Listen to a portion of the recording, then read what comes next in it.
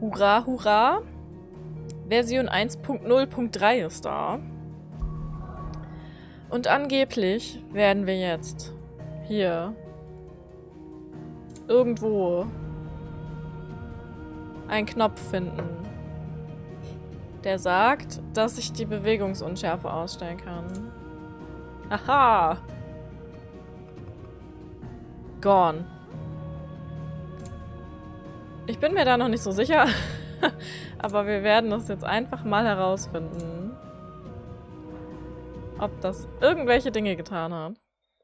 Oh, ich hätte vielleicht nicht auf Fortsetzen gehen sollen. Egal. Scheint alles gut zu sein. Guck mal! Clive bewegt sich gar nicht mehr zwischen 3 Welten, während wir von links nach rechts bewegen. Das Ding ist, ich habe mich mittlerweile so dran gewöhnt, ich habe es eh nicht mehr gesehen, aber wir werden jetzt einfach die restliche zweite Hälfte des Spiels, wenn wir hier tatsächlich nochmal 30 Stunden sitzen, einfach ohne Bewegungsguru spielen.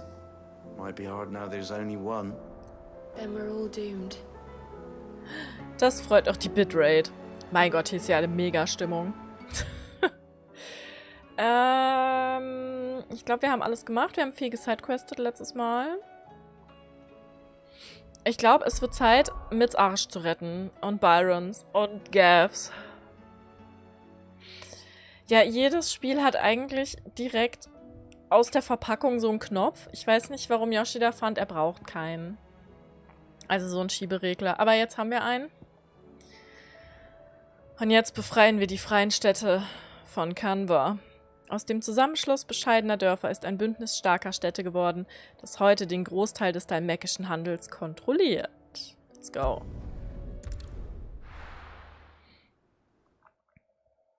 Ich hoffe, der Ton und so stimmt noch alles. Man weiß es ja immer nicht. Speicherquartier.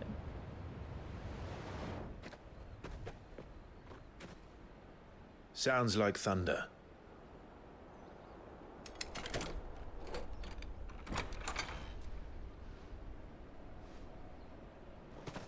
Das ist ja eine tolle Parole für Ramu.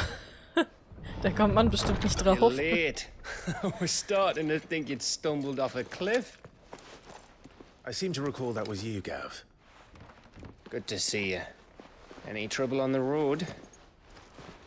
Nothing we couldn't handle. I knew you'd come. Is that who I think it is? Yes. Allow me to introduce my brother, Joshua. Kann Byron gleich nochmal weinen. Clive's told me all about you. Or even listening most of the time. Name's Midadol. But everyone calls me Mid. Als ob sie Midadol heißt. My lady. Please. Hey?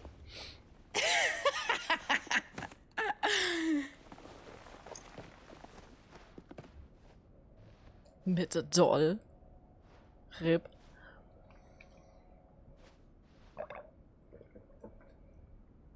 Guck, jetzt weint er wieder. Boy. Völlig zu Recht. Byron. It's really you. I never thought I'd see the day.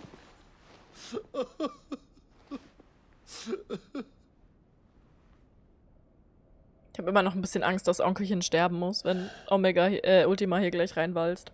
So these Akashic are being controlled. That's what it looked like.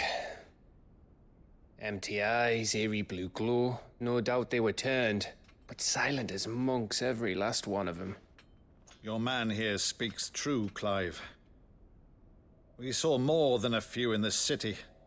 They moved in ranks with a purpose, and not of their own. Ultima's doing. Perhaps. What of the city? The people? Dead, mostly. Bist du alle tot, nur die Mostly, drei but not nicht? all. A handful managed to lock themselves in their villas before the horde arrived. Some in the merchants' district to the west, and a few others on the far bank.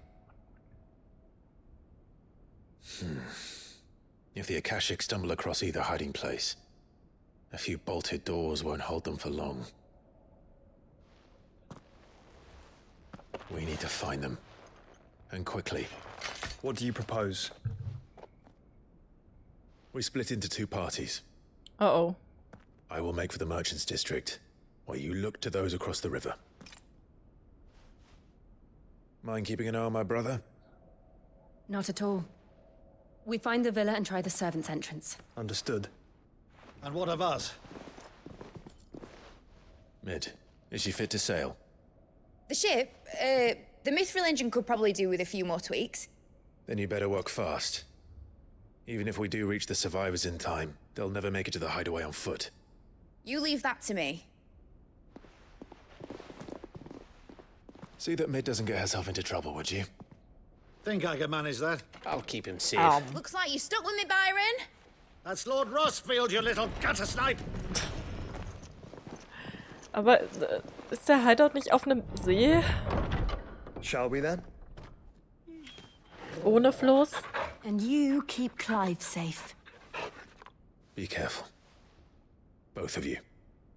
You too. Das ist doch so mitten im Kontinent. Da ist doch sonst nichts. Der Untergang. Oh, das klingt ja fantastisch. Was soll schiefgehen? Am I right? Alright, Torgal. Let's find those survivors. Mit so einem Kapitelnamen kann ja nichts schiefgehen. They don't stand a chance against those things.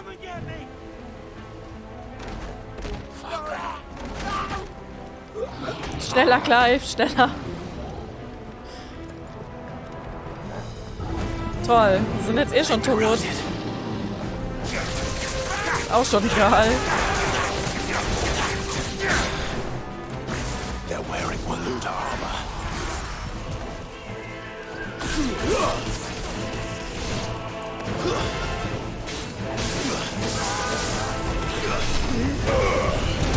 Let's try.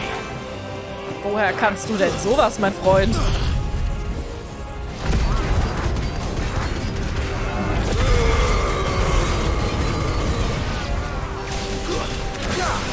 Ich muss mich erstmal kurz erinnern, wie man das Spiel spielt.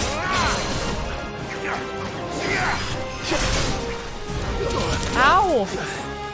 Mann, ich bin hier der Feuertyp.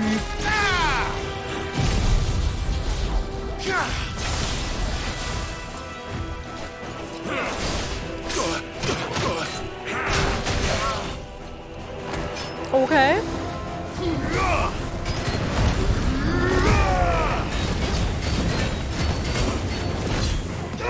Kommen wir jetzt wieder mit der Kratos-Mythologie, weil Togenwalder?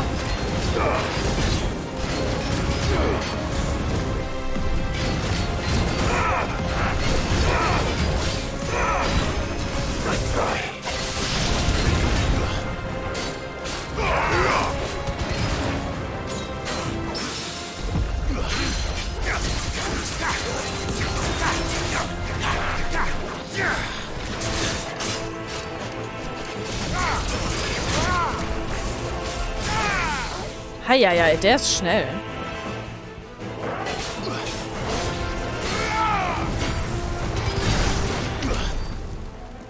Puh.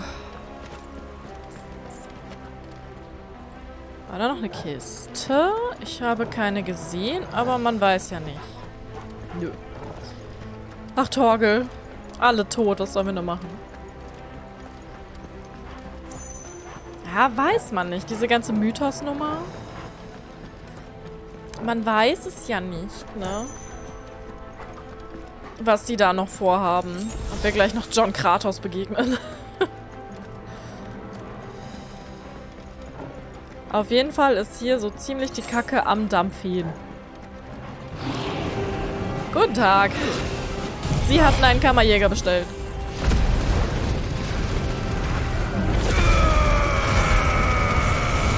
Alter, wie meine Limitleiste hochgeht. Hast du das gesehen? Wahnsinn.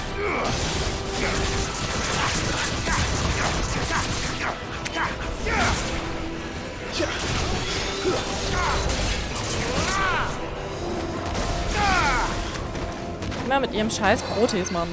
Hör mal auf. Hör mal auf, deine Leute zu buffen. Kämpfe wie ein Mann.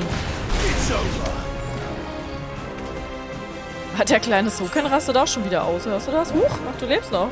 Sag doch was. What happened to the Royal Army? There's nothing but monsters here. Mich schon gewundert, wieso der kleine Soken gar nicht zur Ruhe kommt. Aber wenn da noch einer steht, erklärt's das wohl. Ey, der kleine Soken, ne? Musste jetzt, wie viele Tage? 5? 5 Tage verzichten.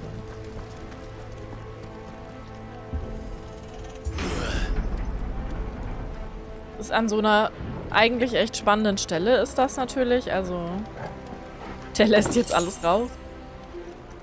Auf den ist der Ventilator gerichtet. Der freut sich richtig jetzt. Der freut sich so insane krass, dass er gar nicht weiß, wohin mit sich. Ach du Scheiße. Ach, jetzt wieder die Doggos.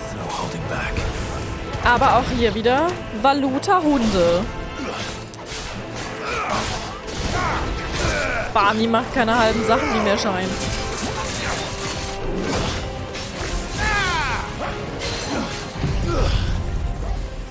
Barney will einfach die Welt brennen sehen, aber dabei kann ich helfen. Bin ganz gut im Sachen anzünden.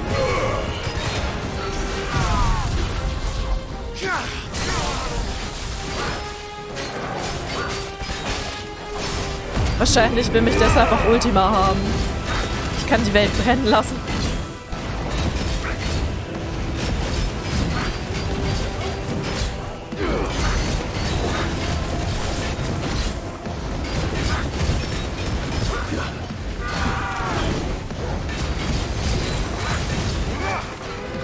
Welcher Villain würde das nicht wollen? Ich kenne so 1, 2. Au!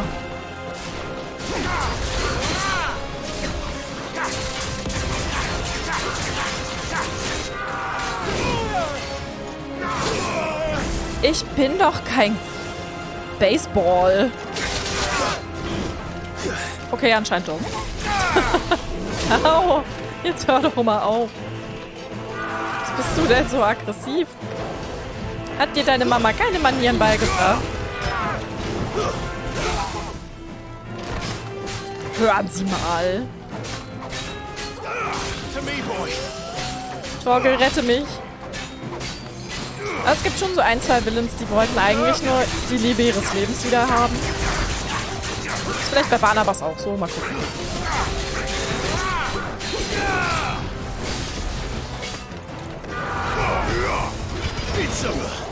Bei Ultima ist die Liebe seines Lebens wahrscheinlich es selbst.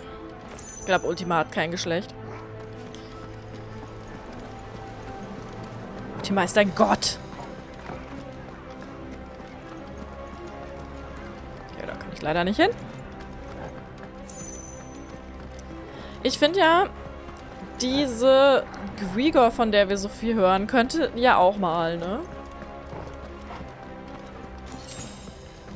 Die könnte ja auch mal mitspielen.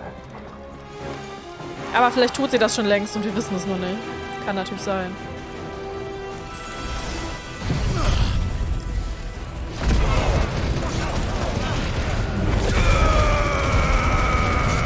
Ich meine, der Vater von Dion hatte ja zum Beispiel angenommen, er wäre sie.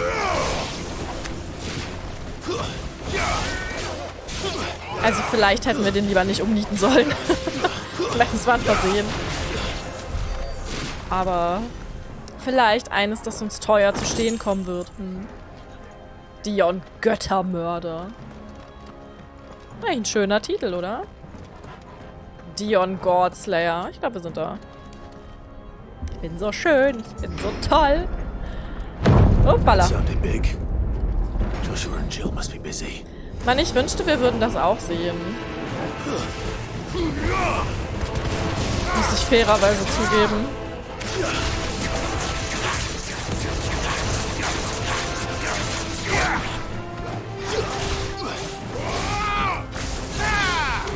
Ich bin schon durchaus interessiert daran, was die da auf der anderen Seite des Flusses so anstellen. Oh.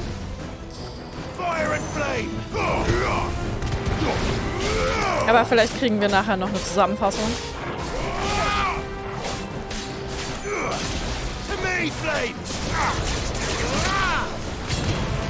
So.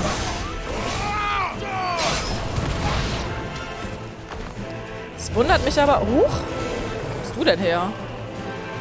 Dass die Hündchen so ein niedriges Level haben.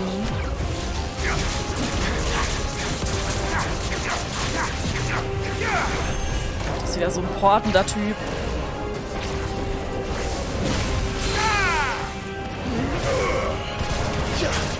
Kann auch so ein paar Tricks, die er meiner Meinung nach nicht unbedingt können müsste.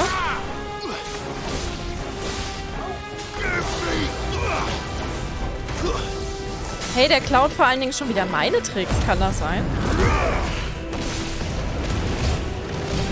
Ich habe das Gefühl, der klaut schon wieder meine Tricks.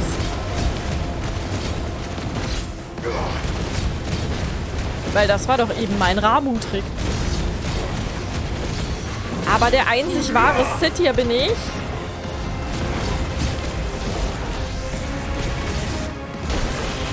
Wow, okay. Nicht schlecht.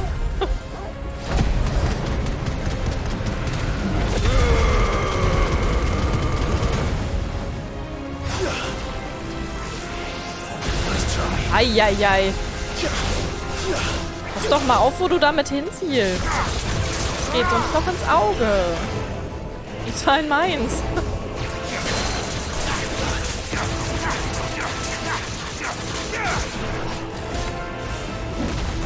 Kommt mir das eigentlich nur so vor?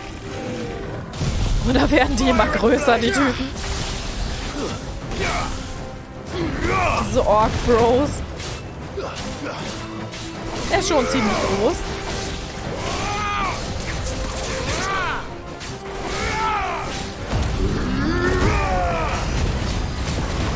Na komm schon, Clive.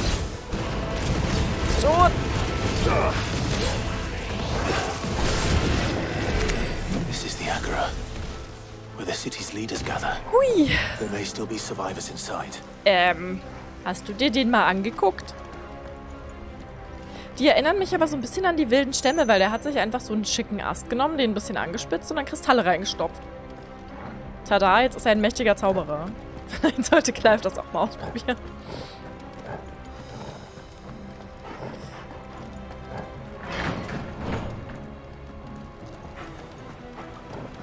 So gesehen boxt Clive einfach nur mit seinen Fäusten drauf rum. Ich finde das auch immer schön, super viele vergleichen ihn mit Velvet, die aus Tales of Cestidia, nee, da nicht. Berseria. Und ja, ich sehe durchaus Parallelen zwischen den beiden. Velvet, ne? Ich kann es mir nie merken. Where are they? Sind die alle mutiert? Greift mich jetzt so ein Riesenknäuel aus mutierten alten Männern an? Ja, fast. These creatures. Sometimes creatures tend this far. What the hell is going on here? Nix Gutes, würde ich meinen.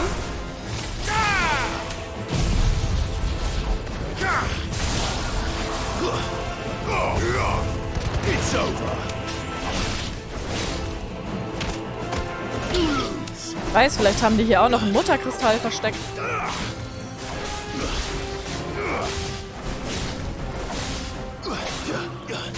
Das wär's doch mal. Oh, Torgel gibt's dich auch noch. Hi. So, nächste Runde. Ein heimlicher.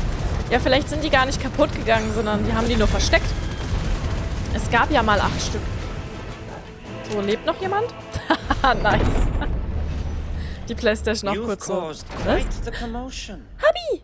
But then I would expect no less from you, Mythos. Oh, er hat sich hübsch gemacht für mich, guck mal. Schicke Rüstung. again. Hast du die Dion geklaut? I don't believe we've been introduced. You were in my family's crypt, and now you're here, with an army of Akashic thralls. Manners, Lord Rosfield. Manners? They are men, like you and me. Naja. Albeit one's unburdened by the wills that drive our kind to madness. They are pure. They are divine. What? Du And bist they are verblendet. all that remains in this once raucous city. Ist das eine You'll pay for what Dragoon-Rüstung you've done. eigentlich? As you wish. I confess I have been very much looking forward to this. Pardon me this indulgence, Your Majesty. The vessel shall not be spoiled. Paladin? Ja, okay.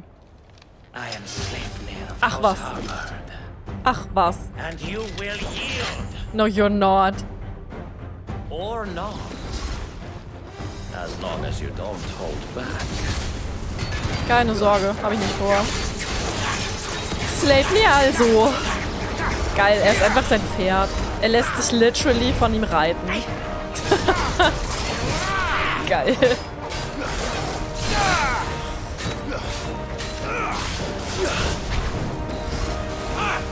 So war's aber auch. Nice try.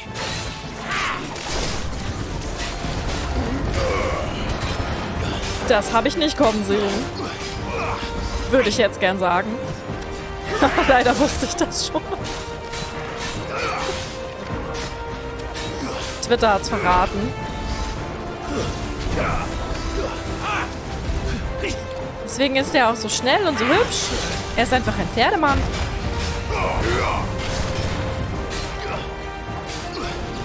Lass das mal Luca nicht hören. Er ist einfach ein Horse.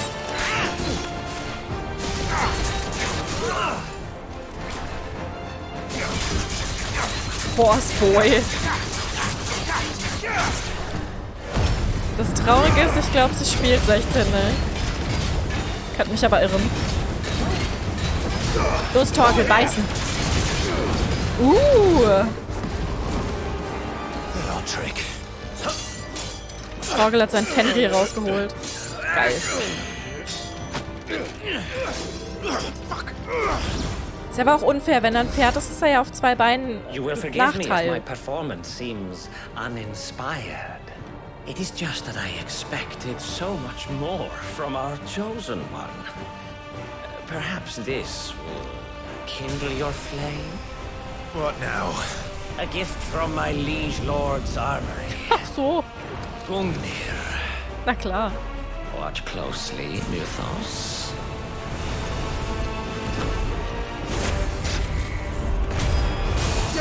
Ist er denn quasi Girahime? Yes! Odins Girahime? Ei.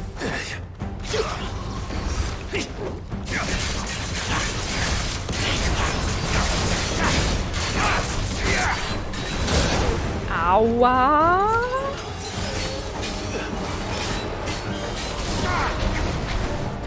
Be still, my beating heart! Er ist einfach gerade nochmal so viel besser geworden.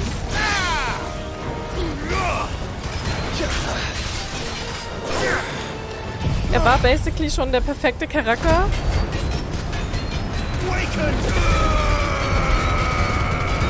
Und jetzt ballern sie einfach noch das hier raus. So gut etwa. Ei. Okay.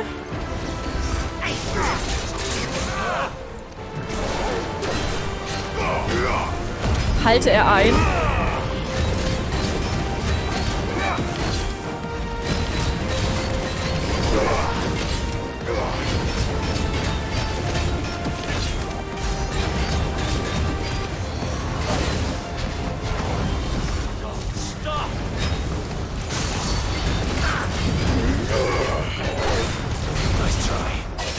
Sweet.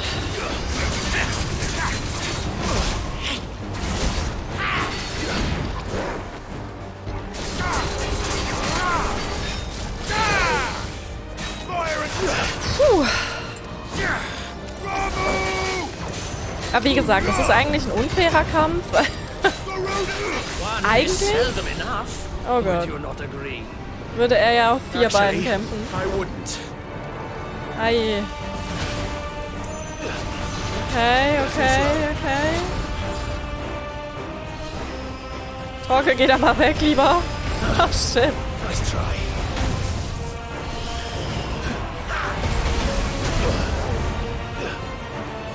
Well done, Torkel. Okay, Junge.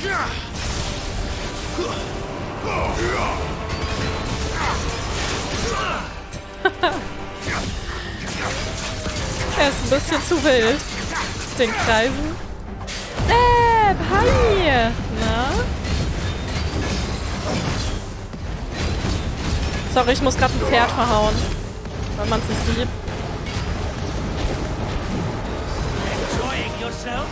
Nice try. Och, jetzt packen die wieder Nier aus hier. Au.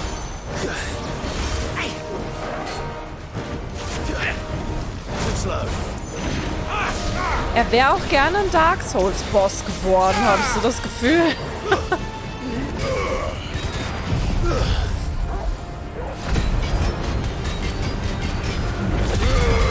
Heieiei. Ich gebe ihm so richtig. Das ist womöglich meine letzte Gelegenheit. Ja, Ratator, sicher. Sicher, mein Freund.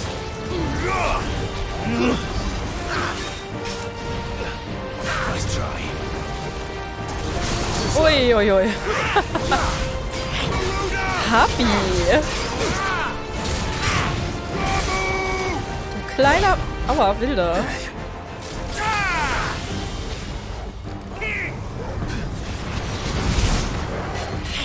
Bin ich? Da bin ich. Geht nix.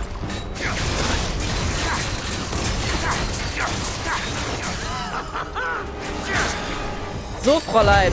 Das war's. Oder auch nicht. Kann doch nicht so schnell drücken, wie ich dachte. Jetzt noch ein Drachen. How about now? Aber ich frage mich, wenn er hier rumläuft... Au! Tut's der Hauptgang? Ja, vielleicht auch. Damit meine ich Barnabas.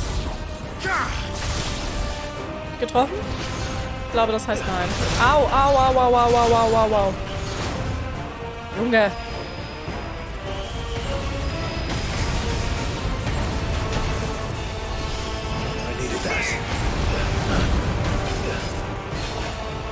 Meine Güte.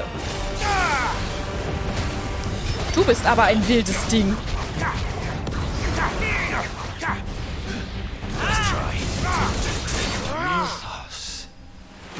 So ein wildes Ding. Aber was für ein cooler Kampf. Nicht, dass wir jeden schlechten Kampf bisher gehabt hätten. Blutrotes Abzeichen. Als Zidolphus Telamon sein Amt als oberster Kommandant der Valuta-Armee niederlegte, war es Sleipnir Harbard, der an seine Stelle trat.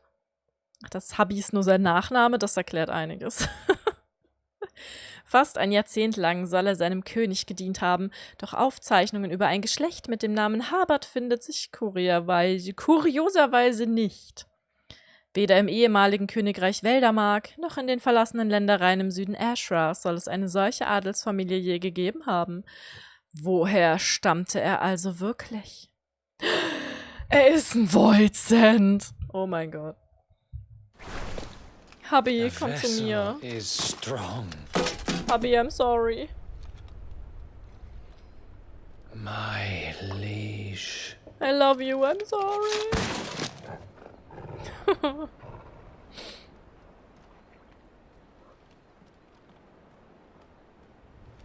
Da geht er hin, mein Lieblingscharakter. Einfach tot. Clive! You're all right. As are you, I see. We are, yes. I'm sorry, but we couldn't save them. It was over before we arrived. Well, you did what you could. I fear we were all too late. Wir waren doch noch gar nicht drin. Vielleicht haben die ja nur Tee getrunken. Nothing. I hope. Kannst du aufhören, Geheimnisse zu haben? Ich würde das sehr appreciaten. Oh, shit. Hi, Odin. Na?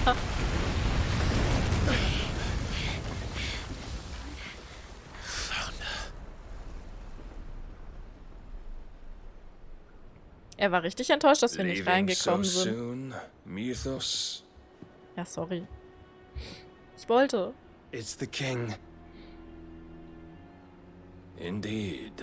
You may kneel before Barnabas Tharm, Warden of Ash and King of Walud.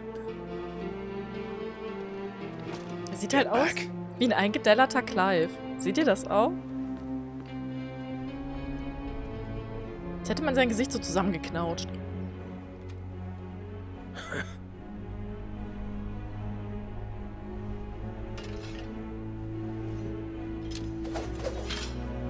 Also jetzt gleich? Okay.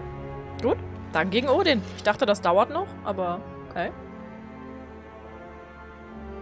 Wir sind ja noch gar nicht zu ihm nach Hause gefahren, wo der Kristall steht.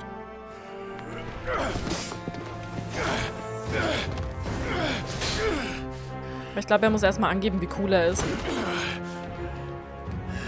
Haha, einarmig. Guck ihn dir an, den Poser.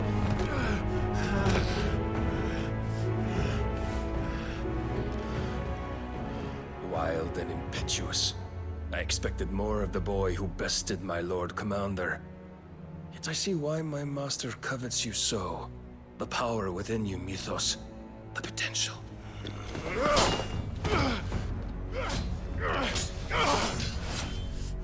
Stop calling me Mythos. But Mythos is everything. Nein, Genesis ist der Anfang. The cornerstone of all creation. The Lord's vessel. Your purpose. My purpose? To surrender my mind and body to that thing.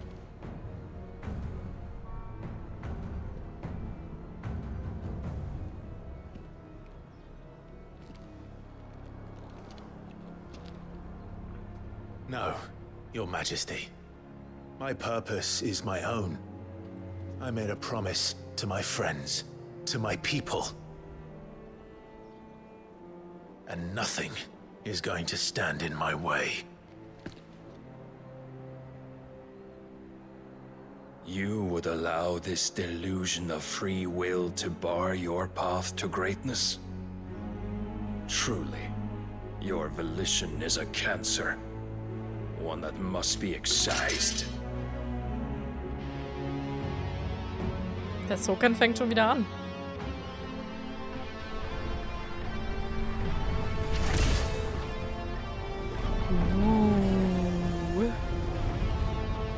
Ja, das hätte ich gern. Try it.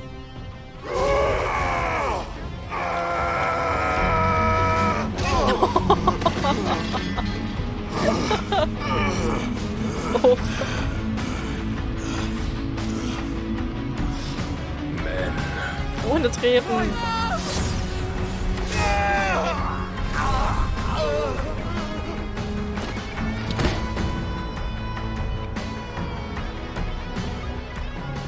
You are as weak as all the rest. Joshua!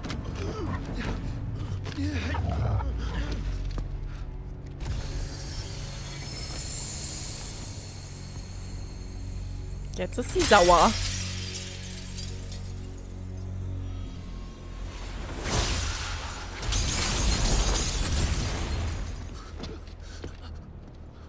Oi! Oi! This way! Hurry! Wie Torgel das Schwert hinterher trägt. Good boy. Einfach Clive kaputt gemacht. Power beyond reckoning. And they use it as a crutch. Such a waste.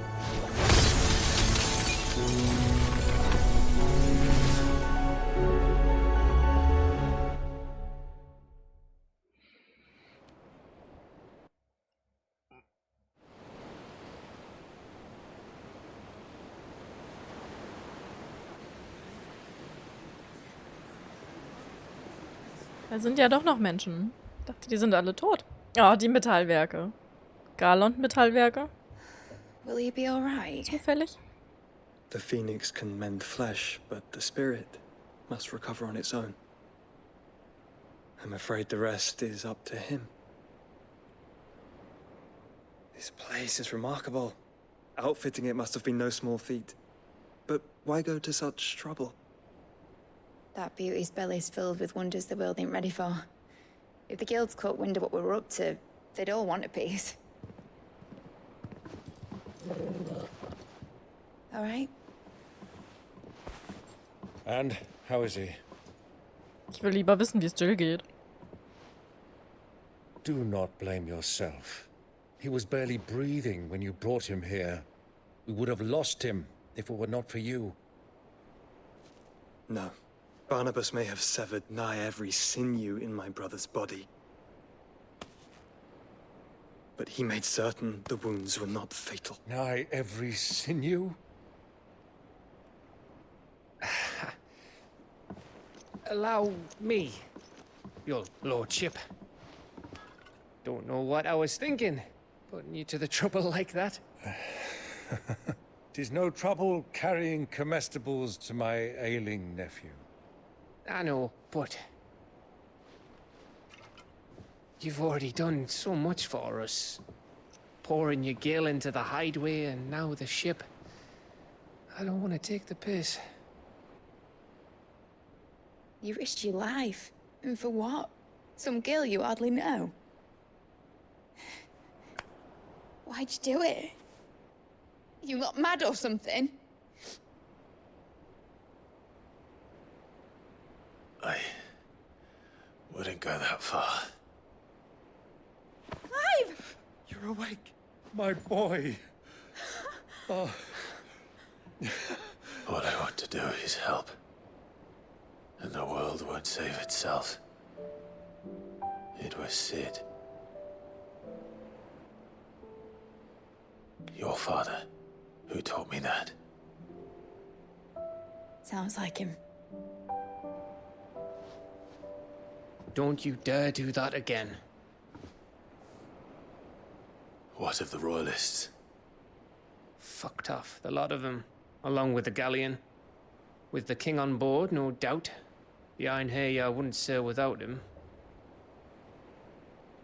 Warum macht sich keiner Gedanken um Clive. Jill? Jill didn't come back. Oh. Okay. What do you mean? She kept the king busy while the others dragged you out. It's all right, Mid. Jill is fine. The ether of her icon endures. And as long as it does, we can be certain she is alive. Hat er sie mitgenommen? Zum Mother Crystal? We must pursue the Black Galleon. Jill will be with the king, I'm sure of it. Well, good luck catching him, because my ship's going nowhere. It's the Mithril engine. She's got a kick like a wild chocobo and a mind to tear the hull in half. But you have an idea. Well, of course I do. My dad'll have seen this coming a league off. If I had his old writings... If you had his old writings, you'd be sitting under a fuckload of rubble. The ones Otto didn't save anyway. I suppose he might still have a few pages in his stores. We'll have to hope it's enough. Do what you can to ready the ship. I'll speak with Otto. In your condition, you really are mad. Perhaps. But the world really won't save itself. Ach, Clive. Naja, damit er noch einen Grund hat, weil wir ja nicht sowieso dahin wollen, um den Mutterkristall zuzuhauen. Hat einfach mal Jill mitgenommen. Dahin. Ja. Ich finde, wir könnten auch einfach schnell rüberlaufen von hier. Weil da, ich weiß nicht, wie wir da mit einem Schiff hinkommen sollen. Also ich meine, außenrum geht bestimmt immer. Aber guck mal, wie soll das Schiff ins Versteck kommen? Hier ist nirgendwo Wasser. Man sieht fairerweise nicht mal das Wasser, auf dem das Versteck ist. Weil man auf der Karte keine Flüsse sieht. Aber angeblich ist es ja kein Luftschiff. Ich bin mal sehr gespannt. Upsa. Vielleicht ja doch. Ich meine, eigentlich müssen sie, ne? Ein Lied der Hoffnung.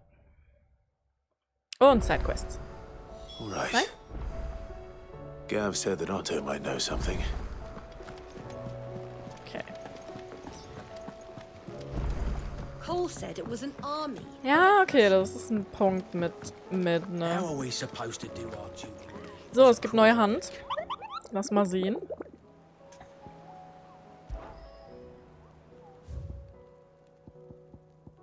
Ein Chocobo. Paradiesischer Meteor. Der vorletzte Hand. Die Jäger von Tabor berichten von einem wilden Chocobo, der nicht nur die umliegende Wildnis, sondern auch ihre nächtlichen Träume unsicher macht. Anscheinend ist das Tier von einer Bösartigkeit, wie man sie sonst nur selten von Chocobos kennt, denn es hat bereits einem guten Dutzend ihrer Kameraden die Eingeweide herausgerissen und sich an ihrem Fleisch gütlich getan. Das ist ein Chocobo-Fresser. Dieser Vogel ist nicht mehr zu zähmen und muss unschädlich gemacht werden. Schön. Aber ich glaube, das machen wir erst, wenn wir auch die Sidequests kriegen, weil es... ich schätze mal, wenn wir hier mit dem Teil fertig sind, kommen wieder so 4000 Sidequests, dann können wir den unterwegs mitnehmen. Clive? But if you're here, where the hell is everyone else? Don't tell me. Not dead, don't They're worry. all right. But it's a long story.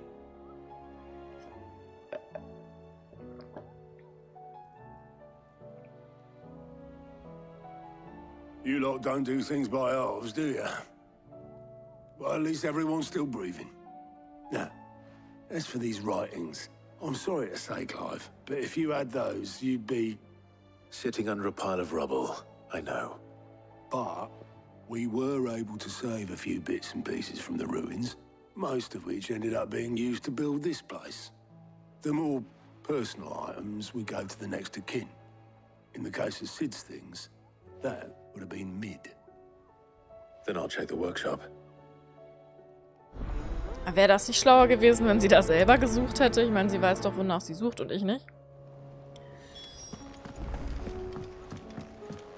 Clive hat doch von Engineering so viel Ahnung wie ich. Nämlich keine. Ohne ihm jetzt zu nahe treten zu wollen, aber... If Amber and the Lazarus... Ich glaube nicht, dass er von Do you think Mid's ship will have a Schiff oder Airship-Antrieben irgendeine Ahnung hat. Muss er ja auch nicht. Er muss mit seinem Schwert umgehen können und mit seinen Fäusten. Das reicht. Aber dieser Kick von Barnabas, ne? This looks like it's from Sid's old diary. But you'll already have read it. Verstecktes Talent, maybe. I'd better keep looking. Wer weiß. Eigentlich so ein halber Holmes.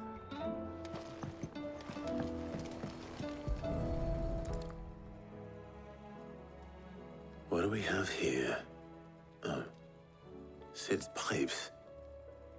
Something tells me Mid won't be needing these. Weiß man nicht. Kann man vielleicht umfunktionieren. Außerdem Stress. I know this is your hideaway, but you really shouldn't be in here. If Mid caught you rifling through her research, she'd have your head. Then mine for letting you. Excuse me? Ich bin hier auf Befehl von ihrer Heiligkeit, ja. That leather loosener was only the first of the discoveries the Alembics gonna help us make. Just you wait, Sid. Just you wait! Er ist immer noch ganz begeistert hiervon. Tja. We've had no word from Canva for days. Please tell me Mid is all right. Mid is alright, don't worry, Grandma. So, dann können wir jetzt weitersuchen. Hier, die gruselige Puppe. Die ist mir auch schon aufgefallen. I remember seeing this doll in Sid's cellar. I wonder if it was Mid's. Ich frage mich, ob das ein White Mage sein soll. Sieht ein bisschen so aus. Ein Cursed White Mage. Aber hey. What's this tucked inside it? Ein Rätsel. Midderdoll, ich weiß, du magst Rätsel, also gefällt dir das hier vielleicht auch. Deine erste Erfindung ist unsere Verbindung. Mein Schatz ruht in deinem und alles ist im Reinen. An der letzten Zeile muss ich wohl noch ein wenig feilen, aber vielleicht kommst du ja trotzdem drauf, wo ich meine beste Erfindung versteckt haben könnte. Kleiner Hinweis, dein Erstlingswerk könnte alle Barden dieser Welt arbeitslos machen. Viel Glück, dein Papst. Sie hat eine Jukebox erfunden. Sid's best invention. That sounds promising. Das Orchestrion, Sid ha? hid something in Mid's first opus. But what would that be? Ich brauche Otto nicht. Das Perhaps Otto might know. Orchestrion, Mann. Was soll's denn sonst sein, wenn's Musik macht? Okay, vielleicht hat sie noch eine Spieluhr gemacht, aber das würde nicht alle Barden arbeitslos machen. Nur ein paar. Ja, ich glaube, Sid war nicht betrunken genug, als er das geschrieben hat. Deswegen hat seine Reimfähigkeit geringfügig gelitten. Well, did you find anything? Possibly. You wouldn't happen to know what Mid's first opus was? Opus? That girl's as tone deaf as a banshee. Unless you mean the orchestrion. Da guck, ich bin schlau. Couldn't it be more than what, 11, 12 when she cobbled that thing together? It surprised us all. Not least her dad. You should have seen how proud he was of the little scamp. What's that battered old box have to do with anything? I think Sid may have hidden something inside it. Wouldn't surprise me. Those two and their bloody treasure hunts. Half the things in the hideaway were hidden one time or another. Da hätten wir Otto jetzt wirklich nicht gebraucht. Ich meine, was sonst hier macht Musik? Ich hoffe nur, wir machen es jetzt nicht kaputt. Ich habe extra Orchestrionrollen gekauft. Das wäre blöd, wenn ich es jetzt kaputt mache. Clive, sei vorsichtig. Nicht draufschlagen, okay? Oh nein, die Twins schon wieder. I didn't break it. Well, I didn't break it. Sid nimmt Kontakt aus der Anderswelt auf. Nothing. We didn't break nothing. We definitely didn't break the orchestrion. What's wrong with it? It's broken. Except when it isn't. Ach so. See? And you had nothing to do with this? Mhm. Nope. Nothing. We just wanted to listen to all the songs at once. So we pressed all the buttons. Like this.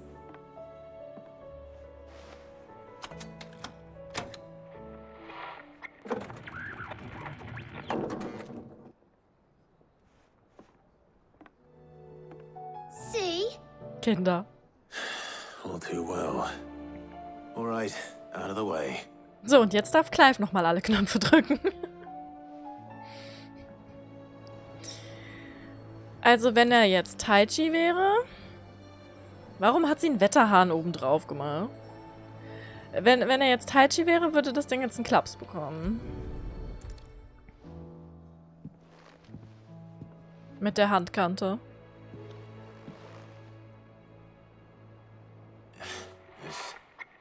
Something caught on one of the gears. Did you break it? Can you fix it? No, I mean, yeah, yes. There. Shepper. How about now? You fixed it! Sid fixed it! He more than fixed it! Yeah, new music! Huh. Never heard this one before. They started playing when I removed this. Whatever it is.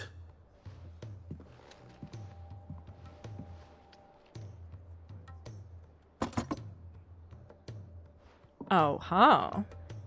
Well, don't look at me. I can tell you it's important, though. Sid showed it to me once and said as much. Said it was the stuff dreams were made of. Da ist unser Luftschiffantrieb, Kinder. Let's just hope it's the stuff ships are made of as well. Indeed. Let's see if we can make some dreams come true.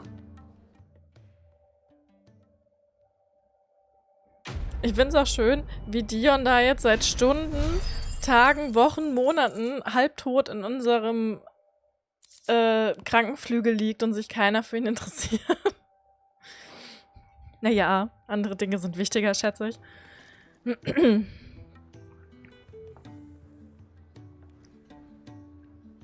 Prioritäten, so wichtig. Mein Bahamut kann auch fliegen. Just the two I was looking for. Ah. Aye, aye. Who's a patient? Ist er aufgewacht? Actually, yes. The Crown Prince just left. What? Dion left. Unless you've another word for stood up and walked off. Yes, left. He did have the decency to leave a message with Obelisk before commandeering one of his dinghies. Should we go after him? Na toll. No. We're not the Prince's keepers. He's free to do as he sees fit. I'd rather he did so in bed. His wounds are nowhere near healed. Much like yours, I suspect. Otto told me what happened in Canver. What is it with this realm's princes and their aversion to rest? Ask me when I get back. Though I may be sometime. Then at least try to stay safe. Wir haben leider keine Zeit für Pause. And if that fails, try to stay alive, eh? Aber wie Dion hier einfach rausspaziert. Kann er nicht? Ich habe Fragen. Viele.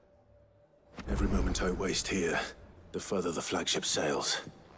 I have to get back. Ja, Moment mal. Ich sehe da aber schon ein Plus. Plusse sind wichtig.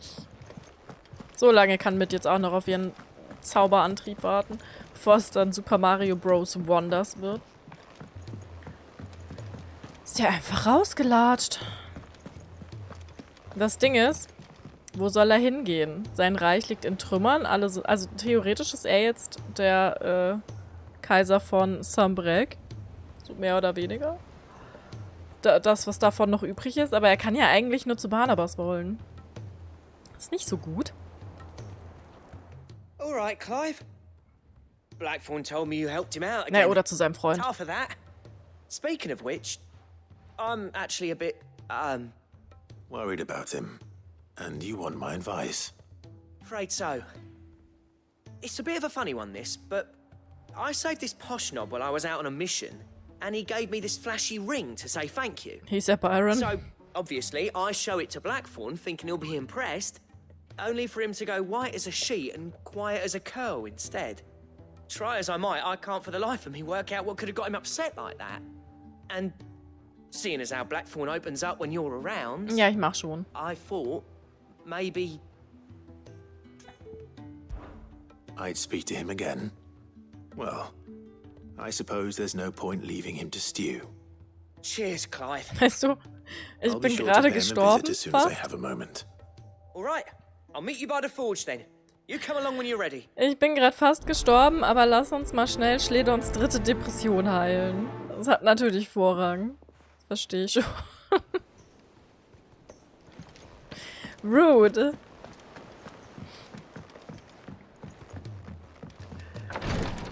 So, und du? Wie war deine Operation? She can't keep this up much longer. Glory to Griga. There you are. And not a moment too soon. What's happened? Taya's busy working herself into an early grave. Since the arrival of her latest patient, she's refused to stop, even for a moment. Ach so? I've tried offering to see to him in her stead, but she won't hear of it. Noch so eine She Unvernünftige. hasn't left the infirmary in days. She's pushing herself too hard. And if she doesn't rest soon, will you talk to her? Order her to her chambers if that's what it takes. Because if she keeps this up, I fear the hideaway will be without its best physica before too long. Weißt du, und mir will sie einen Vortrag I halten. know better than to order Taya to do anything. But I'll speak to her. Thank you. I pray you have better luck than I did. Alle unvernünftig. Kinder, so geht das doch nicht. Well, Taya, Rodriguez worried about you. And if what he says is true, then so am I. We all admire your dedication, but you do need to rest. I will, when it's time. Until then, I'm staying put. We owe him that much. Who is he? Someone from my past. Someone who doesn't deserve to die alone. It won't be much longer. The crystal's curse has almost finished its work. If I had the tears, I could ease his passing. But without them, we've nothing that will touch the agony of those last few hours. How would tears help this man? Not my tears. Tears of mercy. Alicia. It's the only thing strong enough.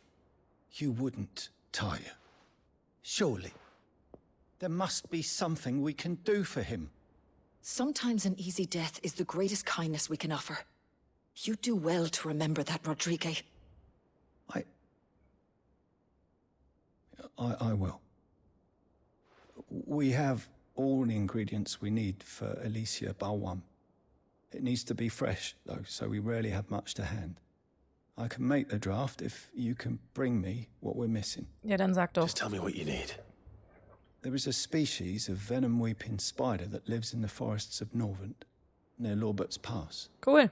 Bring me one of their eyes. Preserve it as best you can, but avoid contact with the tears. I'll make sure the other ingredients are ready before you return. Klar, Spinnentränen, was auch sonst. Thank you, Clive. I won't forget this. Als ob die kleinen Fickhuren weinen könnten. Na, das passt ja zum Rest des Tages.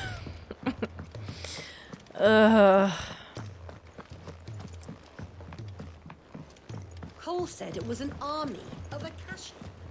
Naja. Aber was sein muss, muss sein. Ich kann ja jetzt die eine Sidequest nicht einfach nicht machen. Ja, auch kacki. Vielleicht kann Schledorn mir noch eine hübsche... Oh, da ist noch eine Quest. Rüstung machen.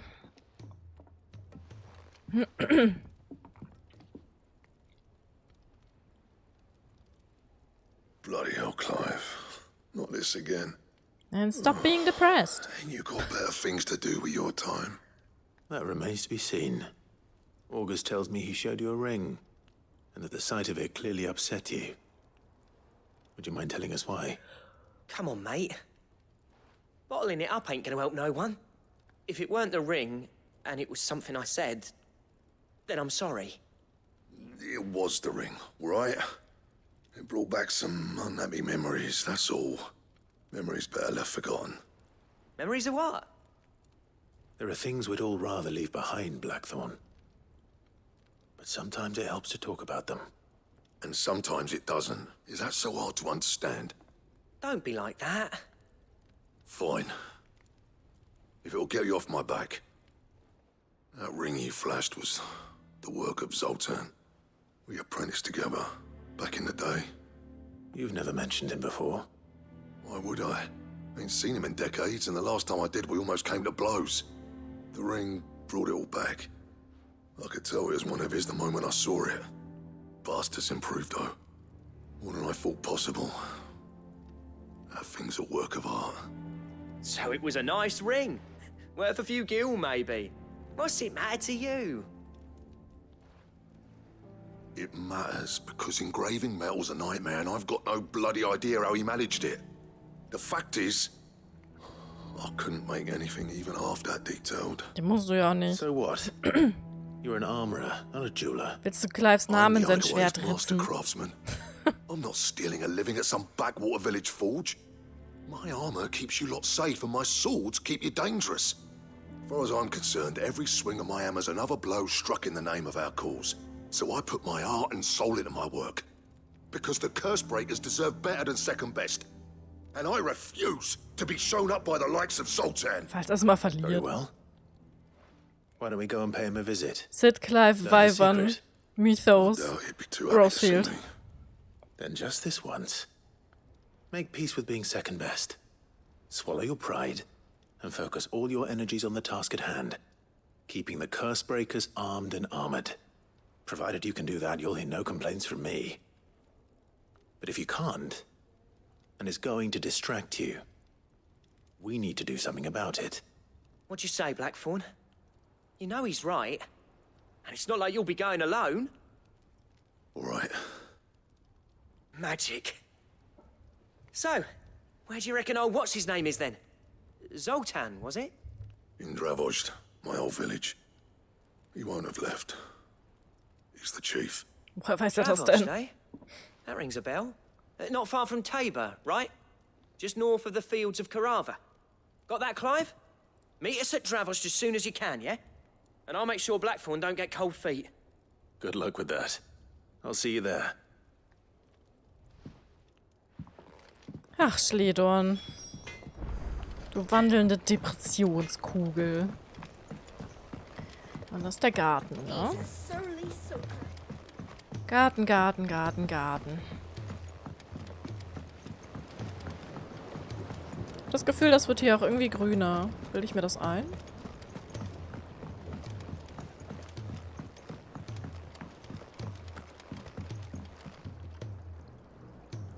Vielleicht. So, wo klemmt's hier? Sid, do you recall the flowers I had you bring back to the yard? Mhm. Vaguely. Is something wrong? I'm afraid so. I was able to get most of the Morganbeards to take root, but they rarely flower. I fear the soil here does not agree with them. However, I believe I have a solution. Ich buddel die einfach aus. Mit Erde. Kein Problem. I'm going to marry the Morganbeards. Ach with nö. Morbles. I know. But hear me out. Morbles are possessed of a highly choleric temperament. The fire which drives them appears to be maintained by an abundance of nutrient-rich ether drawn from their environs. I believe that by grafting a Morble vine to a Morganbeard, the appendage's wealth of vigor-inducing nutrients might well stimulate the flower to bloom. Die sind ja nicht nur The endeavor, tödlich I oder assure you, so. is scientifically sound. I simply need a vine to prove the theory. Okay. Schneide ich mal schnell ab. And all you need is a single vine from an ordinary Morble. That is correct. A single vine. As for the Morble, I fear ordinary may not suffice. Den kenne ich. As luck would have it, a most extraordinary specimen is rumored to haunt the swamps of Rosaria. Why, a notice concerning this very creature was only recently posted on the hunt board. How timely. So ein Glück. Well, I shan't keep you any longer. I know you have much to do. As do I. Now, where did I put my watering can? Den fancy Hut hatte Nigel doch vorher auch nicht, oder? Kannst du mal kurz einen Morbul töten? Also nur, wenn es dir keine Umstände macht. Ich brauche nur so eine klitzekleine Ranke. Das macht doch nichts, oder? Das machst du doch jeden Tag, ist doch kein Problem. Klar, easy peasy. Noch einer? Okay. Das ist wahrscheinlich das Ding am Hunting Board. Ich will zurück. Lass mich zurück. Lass mich zurück. Stopp. Oh, das ist aber gut, weil jetzt kommen wir am Hunting Board raus. Beziehungsweise am Eingang. Ha! Lifehack. Ich wollte zwar auch noch meine Ausrüstung verbessern. Die Frage ist nur, ob er das schon kann. Bevor wir die Sidequest gemacht haben. Weil du sagst mir jetzt einfach nur den Morbul-Anschlag, ne? Das müsste dann auch das letzte Monster sein. Übersichtungen von Morbuls. Stimmt es, dass dein Bruder keine Möhren mag, Kupo? Na, kein Wunder, wenn die Möhren in Rosaria alle so aussehen wie das Ungetüm hier am Brett, Kupo. Ach so. Ja. Karotte. Ich hasse übrigens auch Karotten. Nur, dass ihr das auch wisst.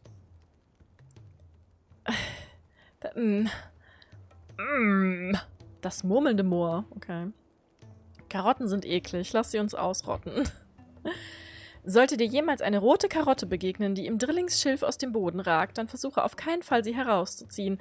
In Wahrheit ist das nämlich keine Möhre, sondern vielmehr eine exotische Morbulart, die eine karottenähnliche Ranke als Köder benutzt, um Beute anzulocken und dann mit Haut und Haar zu verschlingen. Siehst du, also das könnte mir nicht passieren. Die Natur hat anscheinend einen Weg gefunden, sich selbst in diesen schweren Zeiten Dinge zunutze zu machen. Okay, cool. Ja, warum auch nicht? Ne? Ach so, ja, Schledorn, richtig. Und ich wollte Tränke kaufen. Wenn wir jetzt hunten gehen, gehen wir lieber mit vollen Tränken los. Safety first und so. Da freut sich auch Tante Karen. Guten Tag. Huch. Let me tell you a story, Clive. Oh, okay. All right. Them rumours Wetlegs were spreading. Might be they weren't just tales plucked out of thin air. You see, there were a time when I weren't too particular about who I sold steel to, so long as they paid me the right price. Some women lust after blood, others after flesh, but me, I were always one for gold. And to satisfy that lust, I sold to opposing armies, stabbed my every client in the back, made myself the most hated woman in the twins. Passiert. But then one day I met a man who made me a different kind of offer.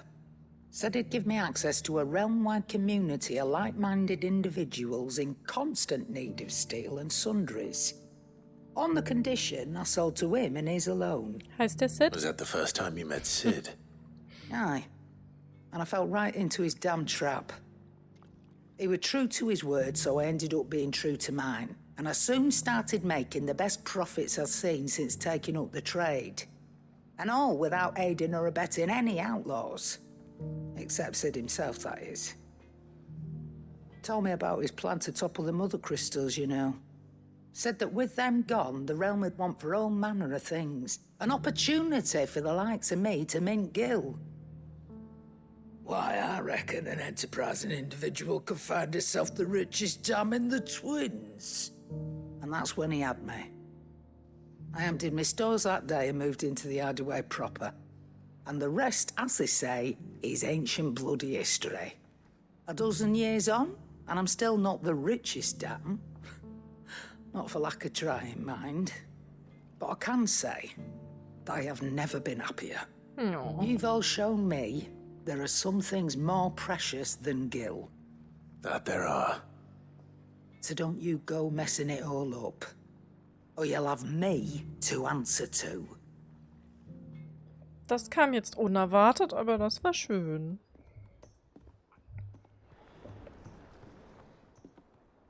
Aye, it's a dangerous world out there. Let's stock up while you can. Über Götz. That great lump. Er ist der sanftmütigste und pflichtbewussteste Kerl, der mir je untergekommen ist. Auch wenn er ein bisschen schwer von Begriff ist, hat er ein gutes Herz. Es ist mir tausendmal lieber, dass ein ehrlicher Blödling für mich arbeitet, als irgendein schlaues Schlitzohr. Er drückt sich nie vor der Arbeit, gibt nie Widerworte, hält seine Flossen brav aus meinen Kassen raus. No. Götz ist ein guter Kerl und wer über ihn meckert, dem ziehe ich die Ohren lang. Das darf nämlich nur ich. Seit Neuestem ist er ständig bei Schledorn, der ihn in Sachen Schmiedekunst unterrichtet. Das Ganze behalte ich gut im Auge. Wenn dieser Grobian von Schmied auch nur daran denkt, Götz runterzumachen, kriegt er es mit mir zu tun. Ja. If you're gonna buy some, be quick about it. Die sind alle so süß. Oh hey, sie hat ein neues Schwert für mich. Aber das kann ich bestimmt auch craften. You'll not find a better price than that. Die Notenrollen von ihr habe ich alle gekauft. Finished, are you? Komm vielleicht gleich wieder. Schledorn. So what do I owe the honor? Was hast du für mich? Die Runenklinge. Ach, guck mal, das blutrote Abzeichen ist sogar dafür. Lange bevor sich das heutige Alphabet durchgesetzt hat, verwendete man in Valistea Schriftzeichen, die Runen genannt werden. Gelehrte sehen in ihnen jedoch lediglich grobe Überbleibsel der hochentwickelten Schrift, die vor dem Fall verbreitet war. Einige religiöse Sekten glauben jedoch, dass den Symbolen eine verborgene Macht inne liegt, die sich nur dann entfaltet, wenn sie in einer bestimmten Reihenfolge verwendet werden. Genau in dieser wurden die Symbole auf der Klinge dieses Schwerts eingraviert. Okay. Should last you a good while. Ich finde das ja auch immer spannend, dass sie jetzt die ganze Zeit von diesen Twins reden. Dass es also offensichtlich zwei Welten gibt. Nur die andere, aus der Sid ja auch anscheinend kommt, haben wir ja noch nie gesehen, ne? Weil wir eiern ja essentiell nur auf unserem Kontinent rum, aber es gibt ja anscheinend noch einen. Runengurt. Runenforscher unterteilen die alten Schriftzeichen in 3 verschiedene Gruppen. Symbole der Strahlung, die Energie abgeben, Symbole der Absorption, die Energie speichern und Symbole der Harmonie, die die Wirkung der beiden anderen in Einklang bringen. Okay. No scratches, right? Den gibt es, aber eventuell wurde er nicht programmiert. Nicht doch. Sag doch sowas nicht. Und Runenreife. Okay. Dabei haben wir die Quest noch gar nicht abgeschlossen. Interesting. Ein paar Armreife, deren Form an die Schönheit einer Mondsichel in tiefer Nacht erinnert. Sie kommen halt auch immer wieder auf den Mond zurück. Ich habe die Szene am Anfang mit Jill und Clive und dem Mond und Mettia nicht vergessen. Die unzähligen Runen, die in die Platinstreifen dieser Armreife eingraviert wurden, sollen ihrem Träger Schutz verleihen. Should last you a good while. Am Ende hat uns Sid kein Airship, sondern ein Spacecraft, ein Spaceship gegeben. Imagine. Mich würde es halt wirklich nicht wundern, wenn wir in diesem Spiel noch zum Mond fliegen. So, vom Morbul bekommen wir bestimmt die Morbulblume. Das Problem ist nur, wo zum Fick kriege ich Orihalkum her? Oricalikum. That it? Fine. Zeig mal her, das neue Schwert. Oh, ist ganz schick.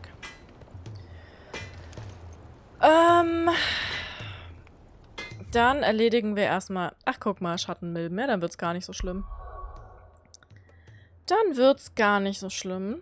Die kennen wir schon aus Final Fantasy XIV. Sind die hier? Ja.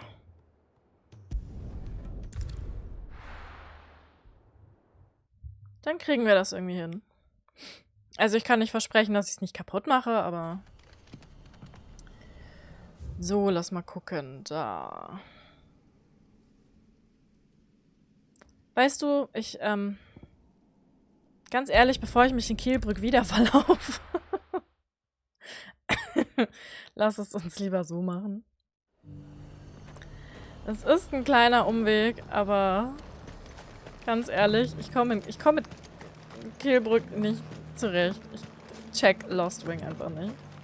This is no time to ride. Ich liebe den Ort, aber mein Gehirn kann den einfach nicht verarbeiten. Faster. So, Mutter. Ich habe eine Antilope getreten, Entschuldigung. Ich hab's nicht böse gemeint, wirklich nicht.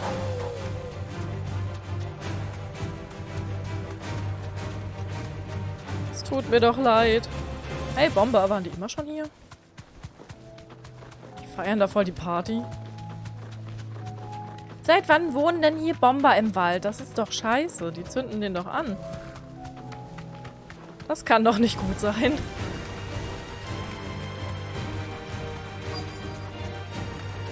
So, guten Tag, hallo.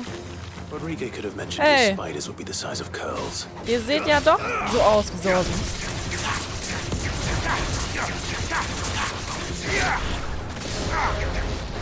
Das ist aber nicht okay.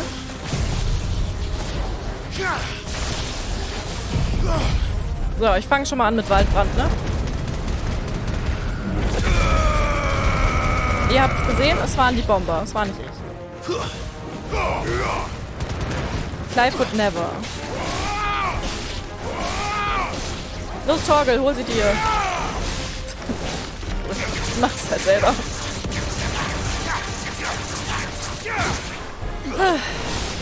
Viele von den Viechern gibt es denn?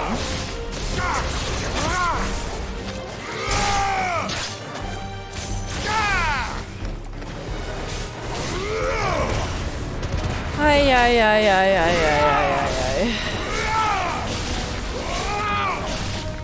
Stay down.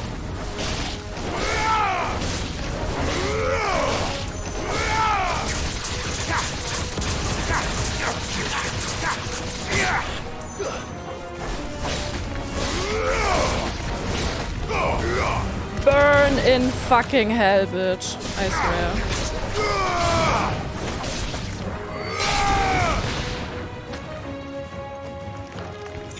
Bleib einfach liegen. Danke. Yikes, das war ekelhaft. Ist aber weird, weil ich weiß, dass es auch Final Fantasy XIV Schattenmilben gibt. Ich bin ein bisschen verwirrt. Warum man das... Also, naja. Spinnenauge. Ich meine, die haben 8 Stück. Das sollte also eigentlich relativ einfach sein, da ein paar mitzunehmen, ne? Die Kreatur, der dieser Augapfel entnommen wurde, gehört zu den sogenannten weinenden weinenden Witwen, mein Gott, deren Gift nicht in der Speicheldrüse, sondern im Tränenkanal produziert wird. Sie spinnen ihre Netze gewöhnlich an den Decken schattiger Lauben oder dunkler Höhlen und lassen ihre lähmenden Tränen auf jedes Tier regnen, welches das Pech hat, unter ihnen hindurchzugehen. Yay. Hopefully one will be enough. Junge, wirklich. Rodrigo will have prepared the other ingredients by now. Als ob er jetzt nur eins mitgenommen hat. Ich geh da nicht nochmal hin. So, aber wo wir gerade schon hier sind. Die Karotte. Ist nicht hier. Der Komet ist auch nicht hier. Der Meteor. Dann gucken wir doch mal. Die Karotte war ja irgendwo hier in Rosaria. Hier irgendwo.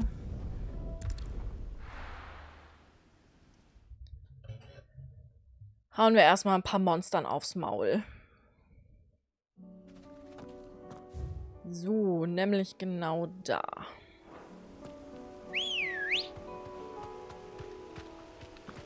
Let's go. Wuhu! Eile wie der Wind, Ambrosia.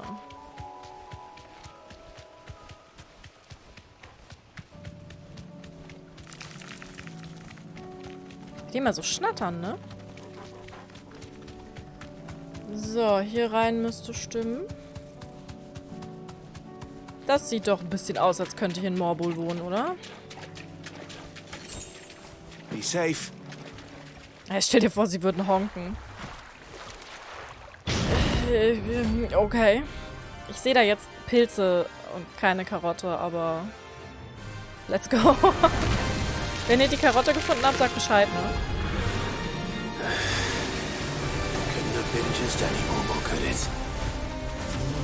Ja, ich meine, der ist immerhin schön bunt. Nice try. Ist ja auch schon mal was.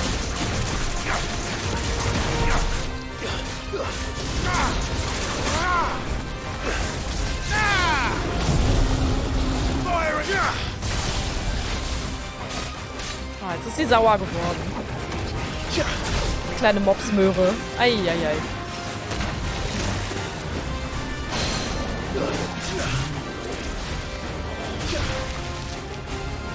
Das würde mir ja fast leid tun, ne?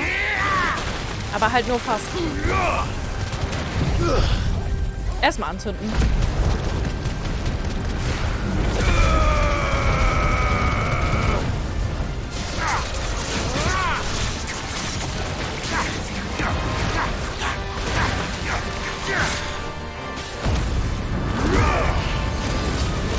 So.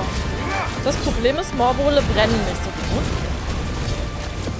Weil die leben ja im Sumpf. Das heißt, mein Feuer ist hier nicht so wirkungsvoll, wie es sein könnte.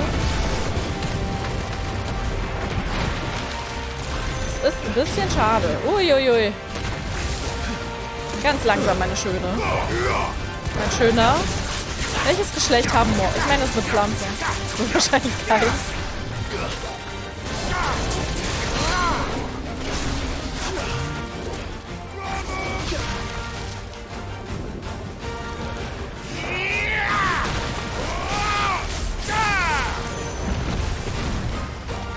Arschloch ein Geschlecht? Dann vielleicht das.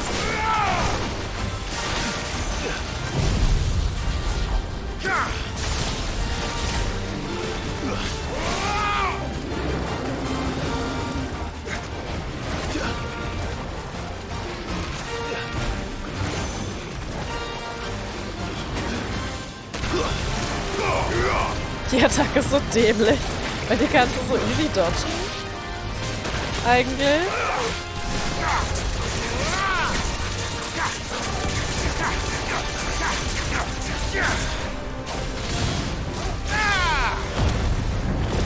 Und dann liegt sie da und streckt ihr ihren Popo hin. Nein, komm wieder hier.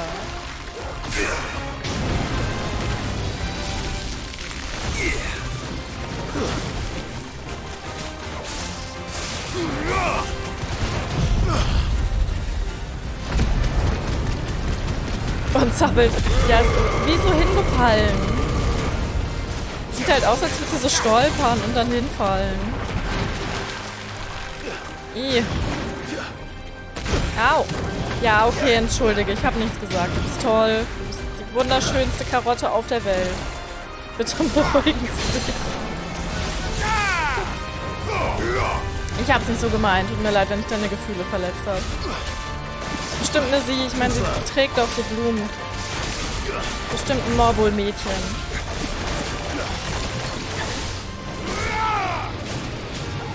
Ja, ich glaube, das ist giftig, ha? Eieiei. Hätte sie lieber nicht ärgern sollen. Was habe ich jetzt davon? Zum Glück kann ich auch das hier. So dauert das halt noch ein paar Jahre, aber ich denke, ihr habt Zeit mitgebracht, oder? Manchmal da läuft es halt einfach so. Ich könnte doch mal wieder meine Fertigkeiten upgraden. Habe ich vor dem Kampf schon gedacht, aber dann war es zu spät.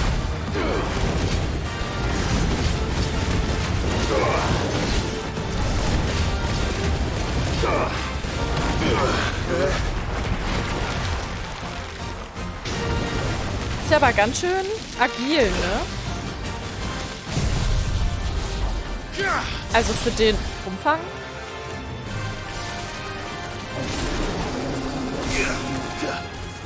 Bist du sauer?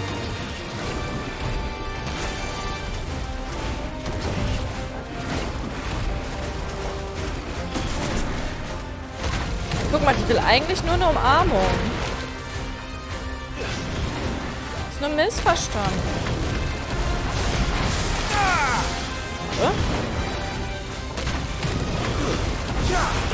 Girl, chill doch mal. Eieiei. Ist ja impressive mit deinen ganzen Sprüngen und Tricks und so, aber... Ich habe schon noch ein bisschen was anderes zu tun heute. Ich kann nicht nur mit dir spielen. Das war jetzt ganz schön. Aber ich muss noch so ein, zwei andere Sachen leider machen. So zwei. Nicht viel, aber so ein bisschen was. Ach, die Hand. Morbol-Ranke. Die Ranken an der Unterseite eines Morbols dienen hauptsächlich der Fortbewegung. In mageren Zeiten können sich diese Bestien damit jedoch auch kurzzeitig in der Erde verwurzeln und dem Boden ätherische Energien entziehen. Und die Morbol-Blume. Weißt du, auch noch den Haarschmuck geklaut. Also Rippkarotte, ey. Das ist richtig hart. Es heißt, dass ein Morbol nur einmal in 30 Sommern blüht. Und wenn es soweit ist, verströmt die Blüte einen so üblen Gestank, dass Fliegen, Käfer, Geier und andere Aasfresser von weit her angelockt werden. Dadurch wird die Blume bestäubt und der Morbol verschlingt am Ende jene, die zu spät zu diesem Ereignis erschienen sind. Ja, wer zu spät kommt, dem bestraft das Leben, nicht wahr? Ach, Karotte. Rest in peace. Sis. That was definitely anything but ordinary. Now, let's get this vine back to the yard. Weißt du? Und wieder hat er nur eine abgeschnitten. Ich verstehe diesen Jungen nicht. Der macht es sich aber auch selber schwer. Der macht es sich doch aber auch wirklich selbst schwer. Weißt du, dann hast du das Stinky schon dabei. Kannst du ja auch gleich 5 Stinkies. Das stackt ja nicht. Weißt du? Der stellt sich einfach nur wieder an, der Typ. So, warte. Kann ich hier durch? Kann ich nicht. Dann bin ich sowieso falsch reingegangen. Gehen wir da rein. Der denkt halt wirklich nicht praktisch, der Junge. Was soll man da noch sagen? The bandits may be known. Dann legt er so ein Riesenviech, ja, unter Einsatz seines Lebens. Und alles, was er abschneidet, ist eine mieselige kleine Mini-Ranke. Clive, komm schon. Da kann man ja auch Geld mitmachen. Also, ich sag mal, Karen würde ihm die Hammelbeine langziehen, wenn sie das wüsste.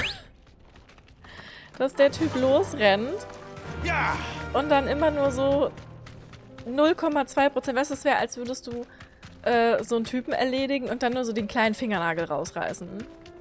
Ist doch total bescheuert. Aus dem Weg.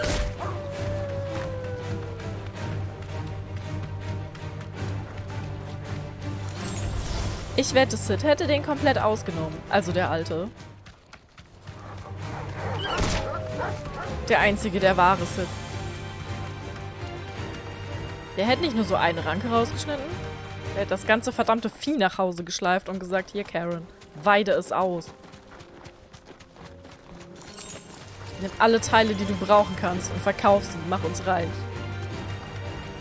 Und Clive so, nee, ach, die haben nur nach einer Ranke gefragt. Ich bring mal nur eine Ranke mit. Ist ja nicht so, als könnten die das vielleicht brauchen.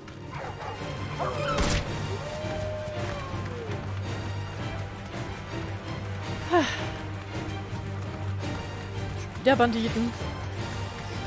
So, wo müssen wir denn eigentlich hin? Warte, ich bin am Chocobo vorbeigerannt. Moment mal. Meinst du, Karen wird sonst zu mächtig? Das kann natürlich sein.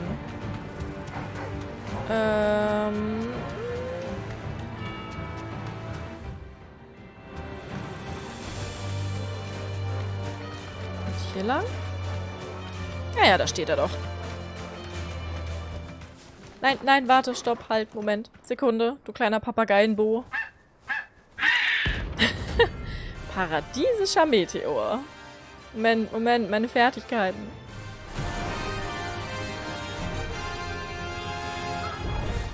Sieht halt wirklich aus wie ein Papagei. So, cheaten wir mal ein bisschen. 3800. Da lässt sich doch sicher was machen. Das hier...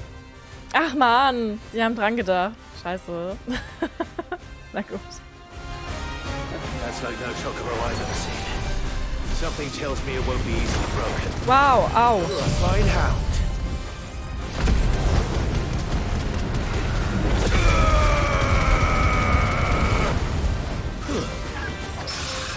Ich meine, ich schätze, das habe ich verdient, aber... Sollte den Vogel nicht unterschätzen. Wo ich gerade so aufs Level gucke.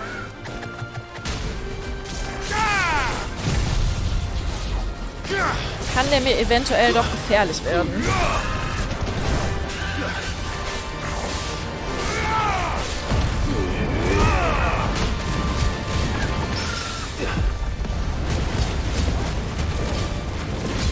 Hey, der hat gar keine Gleichgewichtsanzeige. Hier. Was bist du denn für ein super Vogel?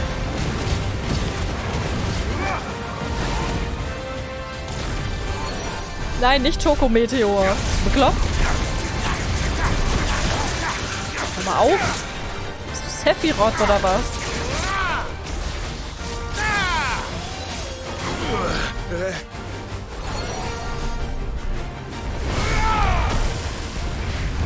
Aua. Hey, nicht mein Hund, du Sack. Hör mal auf. Kannst du aufhören, bitte? Hallo? Das hätte mich fast umgebracht. Junge, hör auf! Du bringst uns doch alle um.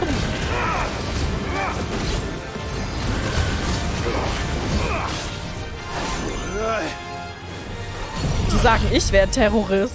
Was ist denn hier los? Der macht es einfach schon wieder. Junge, auf. Ich hab nicht mehr so viel Heilung. Auf mit der Scheiße.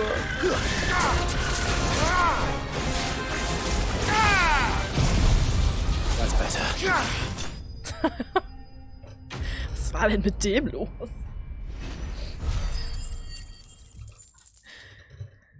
Also, hör mal. Les, hallo.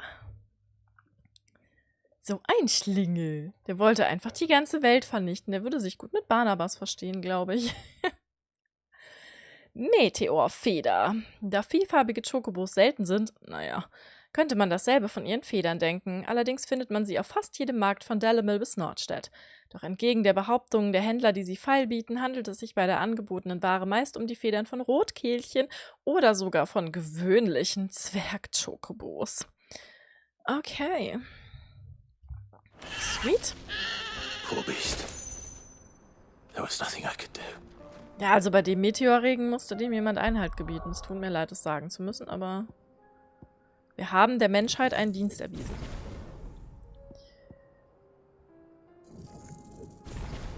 So. Speichern können wir auch mal. Boom.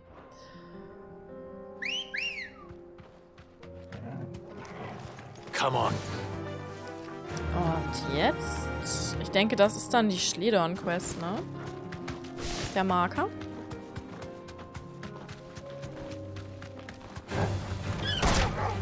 Ich finde das so geil, wie man die mit dem Chocobo einfach so checken kann. Das macht mehr Spaß, als es sollte. Guck mal, habt ihr Loot? Ich glaube, nur normale Items. Huch. Hoppla. Sorry, sorry. Da habe ich meinen Chocobo einfach vor die Wand gefahren. Das passiert mir immer wieder. Immer. Deshalb Augen auf die Straße beim Fahren. No holding back. Ach, komm schon.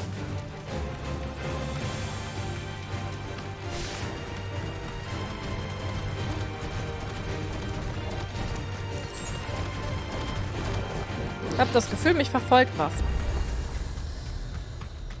Ein neuer Obelisk. Cool. Kicked out already? No. This charmer ain't letting anyone through. Oh. Why are the gates closed? Chief's orders. No one's allowed in without his say-so. Ja, ich habe auch ein Monster I'd let mitgebracht. you in anyway. You look like trouble. Fair. I suggest you go home. That's what I'm trying to do, you little prick. Ain't changed a bit, have you, Snotty? No. It isn't. Blackthorn. Long time no see, eh? What the hell are you doing here? Well, it was meant to be a surprise, but since you are so nicely, I'm here to see Zoltan, you fucking numbskull. Now let us through. All right. Er hat so richtige Butcher-Vibes, ne? Just don't go starting anything with the chief. Schledorn ist so 1:1 Butcher. I promise I won't throw the first punch. That good enough for you? Ich liebe alles daran.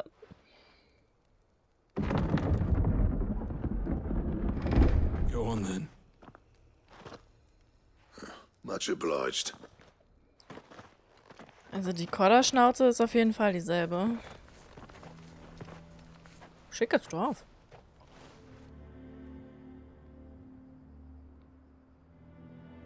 Sieht ein bisschen aus wie das, wo Eloise wohnt, ne?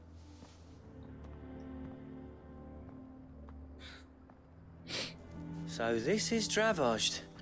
Not much going on, is there? It's a smithing town. When I was a lad, you'd have to shout to be heard over the sound of hammer on anvil. Ach, deshalb ist er so heiser, verstehe. Clive, you're good with people. You speak to Zoltan. Oh, okay. Hey, you ain't backing out now, are you? There's a river of bad blood between me and the chief. But if someone can build me a bridge, then I'll cross it. All right. I'll see what I can do. I appreciate it. It'll be near the forge on the hill. It was our master's. He'd have inherited it when I left. The forge on the hill. Good luck. You'll be needing it. Okay, aber was ist Sids Ausrede für seine Stimme? Schicki. Auch praktisch so ein Ding direkt vor der Haustür, so ein Obelisk. Our master always liked to keep an eye on the village. That's why he built his forge up on the hill. Wonder why Blackthorn and Zoltan fell out. Hammer envy? Vielleicht sind sie gay. Passiert.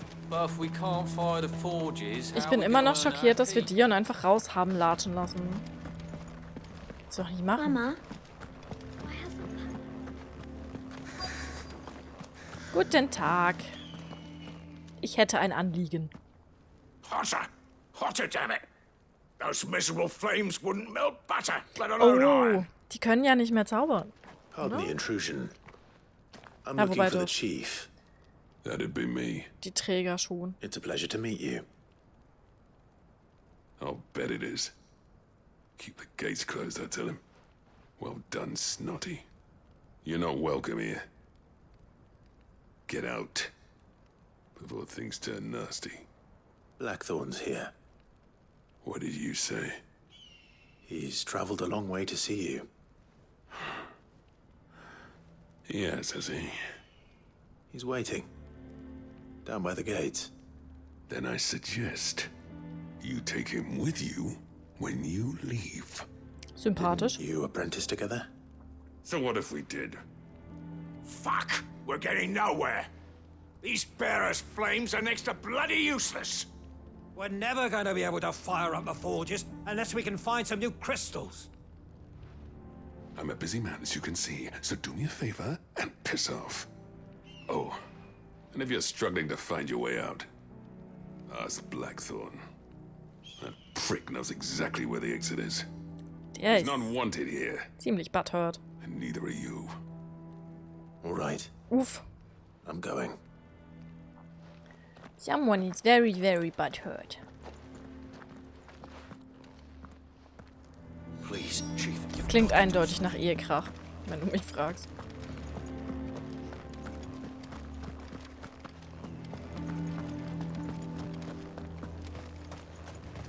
Ja, Schledern ist hier richtig beliebt, wie es aussieht, ne?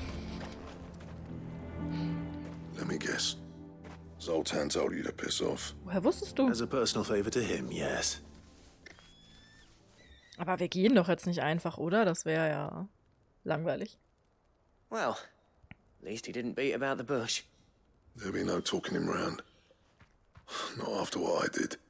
Which is what exactly? If we're to help, we need to know. What turned the village against you? I left. Dravost. Zoltan. The burden of leadership our dying master dropped in our laps. All of it. There are two kinds of smiths in this world, you see. My kind, who are in it for the love of the craft, who labour on a single piece from dawn to dusk to get it just right. And the other kind, who are in it for different reasons. People like Zoltan, whose work is quick and cheap. The kind of smiths who shit out a few hundred blades, reap the profit, and divvy it out among themselves. There wasn't a single day we weren't at each other's throats. And bit by bit, people started taking sides. You would have torn Dravost in half had it gone on. So, I left. You didn't have to do that. Zoltan's a better chief than I would have been. His way of doing things kept food on people's tables. Dravost prospered without me and my lofty ideals getting in the road. Until the crystals run out at any rate. Without magic to fire the furnaces, this place is as good as dead. It depends on how you look at it, though. There's got to be other ways of making fire. We manage it in the Deadlands. Thanks to Sid's ingenuity, yeah. He saw all of this coming. Knew crystals were the problem, not the solution. And spent years coming up with ways of doing without. Ja gut, aber die You know what I Mutterkristalle mean, kaputt though, machen. right? Where there's a will, there's a way. What I'm trying to say is that it's not your fault. You couldn't have predicted this. It doesn't matter whose fault it is. I don't want to be the greatest smith alive just because I happen to be the last. Clive. Dravost won't last long without its furnaces. So, do you think it's time we shared Sid's bellows with the world? The way I see it, it's your decision to make. Hold on, Blackthorn. Sid made those things for us. They give us an edge over the rest. And you'd be throwing it away. Und du willst es gatekeepen? Weiß ich ja nicht. All right. Do it. This place was your home. I won't abandon it to its fate. Sid's creations were never meant to be hoarded. It was only ever a matter of time before we shared them. Let this be another step on the road to freeing Valisthea from the prison of the Crystal's blessing. Dravost will show the world that it's possible. Wouldn't you agree, August? When you put it that way, of course. It's like hearing Sid speak from beyond the grave. Ja, Sid war schon schlau, ne? Thank you, Clive. Shall I go and fetch the plans then? I know I'm off by heart. Also ich mach die Kristalle kaputt. Building a furnace isn't exactly a Aber one-man job. vorher. Do us a favor and round up anyone strong enough to lug a brick or two with you, August. All right then. Vorher baue ich Sachen. And I've got a job for you too, Clive. Finding me some salamander skin. Okay. I need leather for the bellows and nothing else will withstand the heat. Luckily for us, salamanders feed out in the fields of Carava. Time for a spot of hunting, then. Mehr Hunting. Aber ne, Sid hatte da den Leuten natürlich was voraus, weil er wusste ja, was er vorhat und zu was es führen würde. Ich will die Mutterkristalle kaputt machen. Dann verlieren die Kristalle ihre Kraft und wir können uns nicht mehr auf Magie verlassen. Let's go. Also er schaltet die Leute quasi digital ab und bringt jetzt den Leuten bei, wie man analog funktioniert. Meint ihr, das werden wir auch noch erleben? Zurück zum analogen Leben.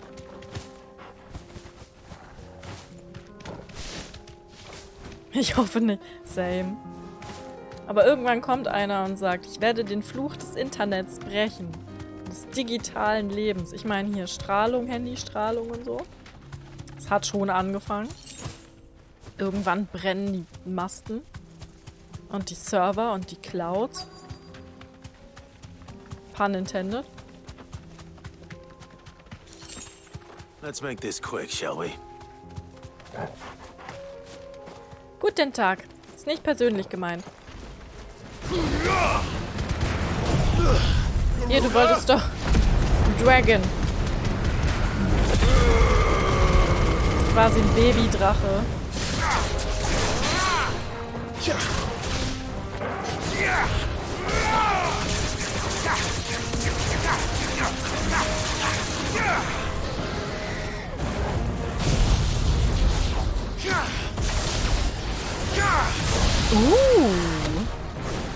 Okay, das Upgrade hat sich gelohnt.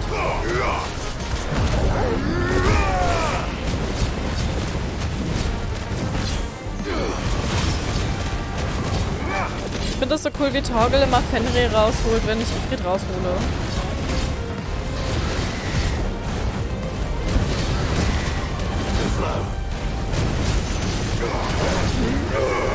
Warte.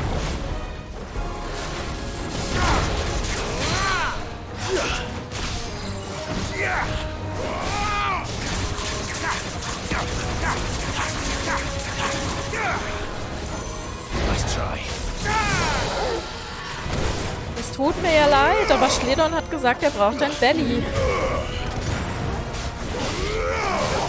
Enough. Oder wahrscheinlich eher die Flügel, wenn ich so drüber nachdenke. Die süßen kleinen Flügelchen, einfach abgeschnitten. Salamanderhaut. Einige Salamanderarten werfen ihre Schwänze ab, um Raubtieren zu entkommen.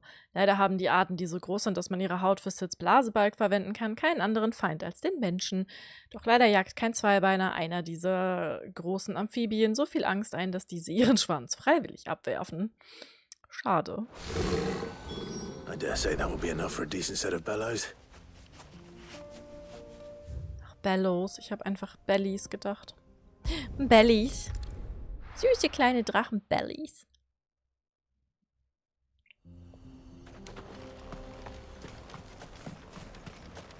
Jo, bitteschön. What's this all about then? Don't know. Any trouble finding the skin? Nothing I couldn't handle.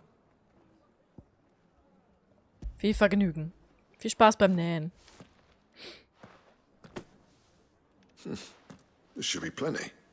Right then, time to put these louds to work. If everyone pulls their weight, we'll be finished in no time. Ich finde es aber schön, wie wir jetzt so Weltverbesserer sind. Auch wenn wir sie vielleicht noch in den Untergang stürzen, das weiß man ja noch nicht. Well, I'll be damned. I honestly didn't think it'd work. but it's hot enough, all right. And without a single crystal in sight. You know what this means, don't you? I do, yeah. Dravost is saved. Yay.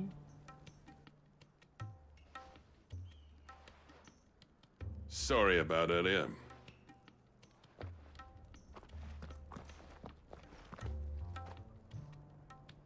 I take back everything I said. Ich hatte gedacht, er wird That wütend. thing you built us is an honest to God's marvel. You've saved our village. It's Blackthorn you should be thanking. He oversaw the construction. Give this to him, would you? What is it? Pit Cole's cinders. After he left, I spent years trying to eke the most out of our forges. That there was my answer. Chuck it in the fire, and your forge will burn hotter for longer, which will do wonders for your steel. Our secret for yours. Only fair. Sweet. I've always envied Blackthorn. Since the day I became chief, I spent every spare moment trying to match up to the bastard. No amount of sleepless nights at the anvil will ever bridge that gap, though. He's a genius. Plain and simple. The man Dravost needed. But he took all his talent and left. Gifted and free. Is it any wonder I hate his guts? The cinders would mean more coming from you. I need to forgive him first. And that's not gonna happen.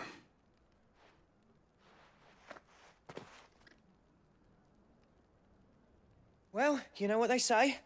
Oriflamme weren't built in a day and all that. These things take time. Especially when they involve two geezers who hold grudges tighter than their hammers. But what matters is, Blackthorn's got that twinkle back in his eye. And I'd call that a job well done. Depression abgewendet. So would I. I reckon he's going to be at it a while yet, though, so why don't you head off without us? I'll see that the old git gets home safe and sound. See that you both do. I'll save the cinders till then. All right. It'll be a nice little surprise for him. Ach, Augustus ist aber auch so ein Herzchen. He's still explaining the ins and outs of the new forge, so I doubt we'll be going anywhere for a bit. No sense you waiting around anyway. Gut, dann können wir den ganzen Kram ja jetzt zurückbringen. Und ich glaube, dann wird es auch schon Zeit für eine Pause.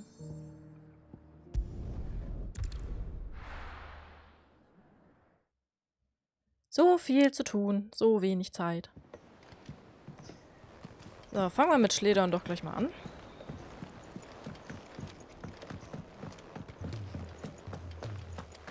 Ich mag, dass du einfach sogar das Leder in Clives Klamotten beim Bewegen hörst, Mann.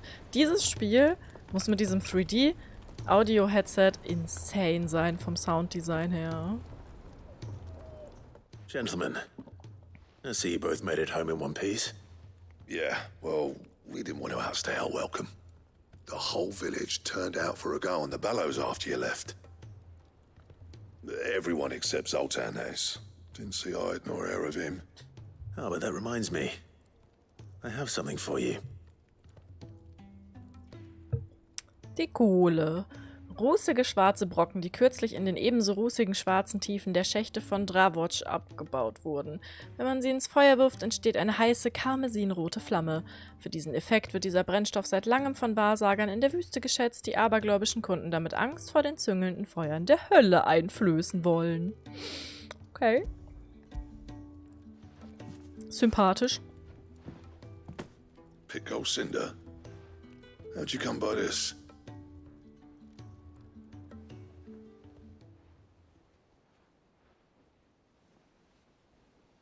And you're sure he wanted me to have it? I'm sure. He didn't say so, but I think he wants to forgive you. Huh. Imagine that. Yeah. You know I could never leave this place, don't you? Every time you put on mail, you and the curse breakers are trusting me with your lives. There's no greater honor for a smith than that.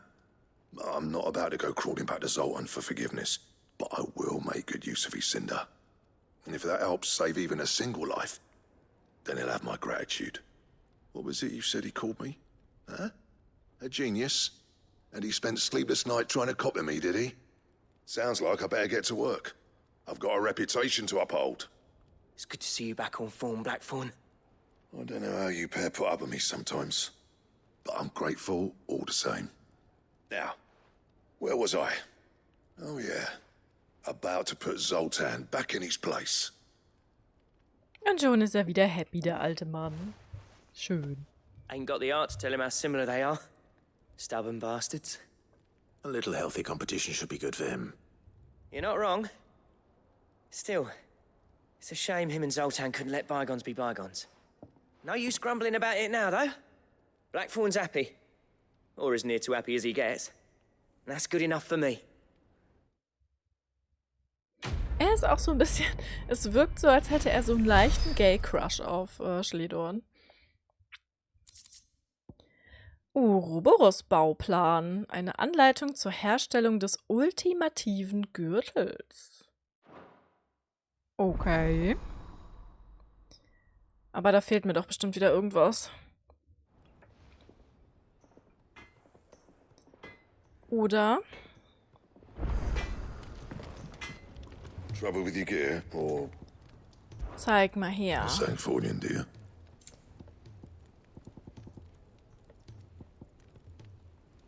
Ja, eine Steinzunge und ein Orikalkum. Ja, wenn ich das halt mal finden würde, ne? So verschlingt das Ende den Anfang in ewiger Wiederkunft. Dieser Gurt ist mit dem uralten Siegel des Verschlingers der Welten versehen. Die Suche nach dem Sinn ist vorbei. Oder ist dies erst ihr Anfang? Oh, dass sie da jetzt Ouroboros reinbringen, so hart, macht mir ein bisschen Sorgen. Habe ich schon mal, glaube ich, gesagt. Weil wir ja das hier auch schon haben. Die Söhne Ouroboros. 2 Söhne wurden dem Verzehrer geboren und wie schon ihr Vater würden auch sie in alle Ewigkeit voran in die Vergangenheit blicken. Ist eventuell sehr weirdes Foreshadowing. Anything else? Ich hoffe fast nicht, aber man weiß es ja nie, ne? So, die Morbulranke. Die eine kleine Stinkige. Ich kann immer noch nicht glauben, wie ineffizient Clive ist, aber naja, das lernt er wohl auch nicht mehr. Gute Nacht, Sepp. Haust du rein, schläfst du schön. Sid, I can't help but notice that your satchel is twitching in a most violent manner. So kann man es natürlich auch ausdrücken. Here. It's your problem now. What an amazing specimen. The flesh positively throbs with vitality. If I can successfully graft this to the Morganbeards... Nimm's einfach weg. When I successfully graft this to the Morganbeards, I suspect the results will be immediate. I shall begin at once. Nun. Ach, guck mal, wie hübsch. Der Garten, er wächst. Und gedeiht.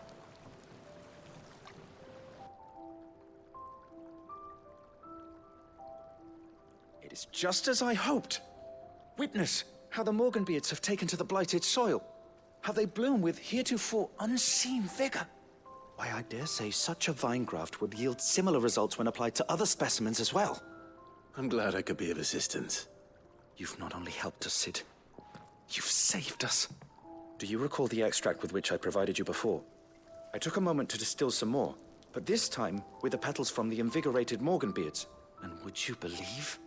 Its potency has nearly doubled. Hurra! You must accept this vial as thanks for your assistance. The rest, I shall give to Taya. Ach, gib einfach mir, ich muss da eh noch hin. Da würde sich ein Blumenmädchen aber freuen schon, ne? Andererseits hat Aerith ja auch einen sehr impressive Garten gehabt. Damals, von dem ist jetzt wahrscheinlich nicht mehr so viel übrig, aber... Level 40! Noch 10 to go. Ich habe das Gefühl, wir werden eventuell die Level Cap in diesem Spiel erreichen. Verstärktes Nixenkelchextrakt. Wenn der Nixenkelchextrakt allein schon das Potenzial von Heiltränken und Tonika erhöht, wie wirksam werden diese dann erst, wenn die geballte Lebenskraft eines wild gewordenen Morbulls dazukommt? Hey du, seit 2 Stunden stream ich. Ganz heimlich. Ja, so heimlich auch wieder nicht, aber... Perfektionierte Mittel. Du hast etwas verstärkten Nixenkelchextrakt erhalten, mit dem ab nun die Wirkung der meisten deiner Mittel noch weiter verbessert wird. Sowohl Heiltränke als auch Supertränke stellen noch mehr Lebenspunkte wieder her und Stärke, Steinhaut und Löwenherz-Tonika wirken über einen noch längeren Zeitraum. Ja, das hätte ich auch mal benutzen können, das Steinhaut-Tonikum. Warst du zu sehr mit den Sea Salt Boys beschäftigt oder muss ich Guten Morgen sagen?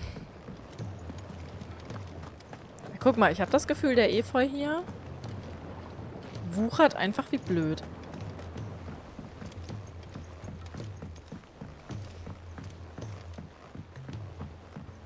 Ich muss aber sagen, also dieser neue Track aus dem Orchestrion, naja, ist nicht so der Banger. Sid, heard you were in Canva fetching young I did. Vielleicht kann mit als nächstes eine Rolltreppe erfinden. If Amber and the Lazarus had gone. Oder ein Aufzug.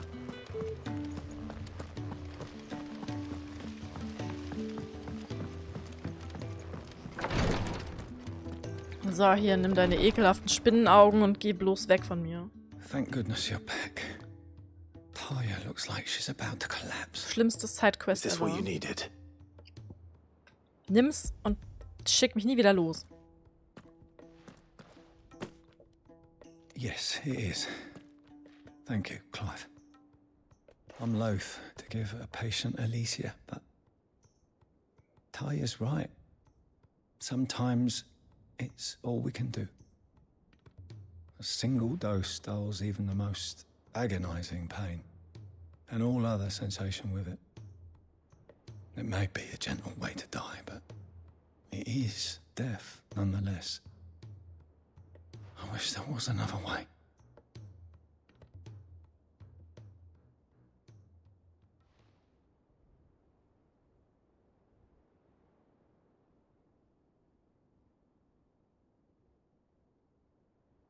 How are you feeling? Light, mid-here. Drifting on waves.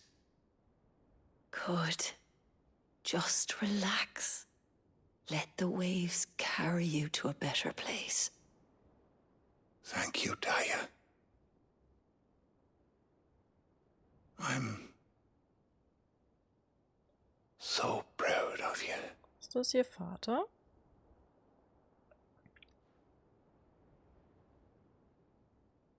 Ist jetzt mit dem Fluch ein bisschen schwer zu sagen, wie alt er tatsächlich ist. Aber könnte schon hinkommen.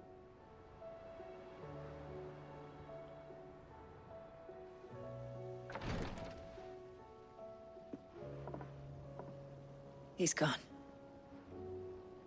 Thank you, Rodrigo. And you, Clive? I'll see that he's properly laid to rest.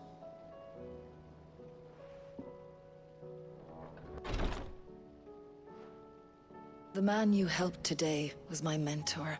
Okay, fast. Back in the Southern Isles. On the front lines of some meaningless war. I was still a child when they shipped me to their triage tents. To treat the wounded with my gift. But in such blighted lands, I was next to useless. Until he taught me the true physicker's art, that is. An art we would be lost without. Tears of mercy were his gift to the bearers of the world. A respite from the agony of the curse's end. And a kindness Sid would have approved of. You know as well as I what life is like for a bearer soldier. Marched from one battle to the next, never knowing which might be your last. A commander may care nothing for the bearer spent in his service. But my mentor's gift gave the dying one fleeting moment of tranquility before the end. I've no tears left, Clive. I've seen too many of my friends taken. Something needs to change. And we need to be the ones to change it. And we will. I promise. I hope so.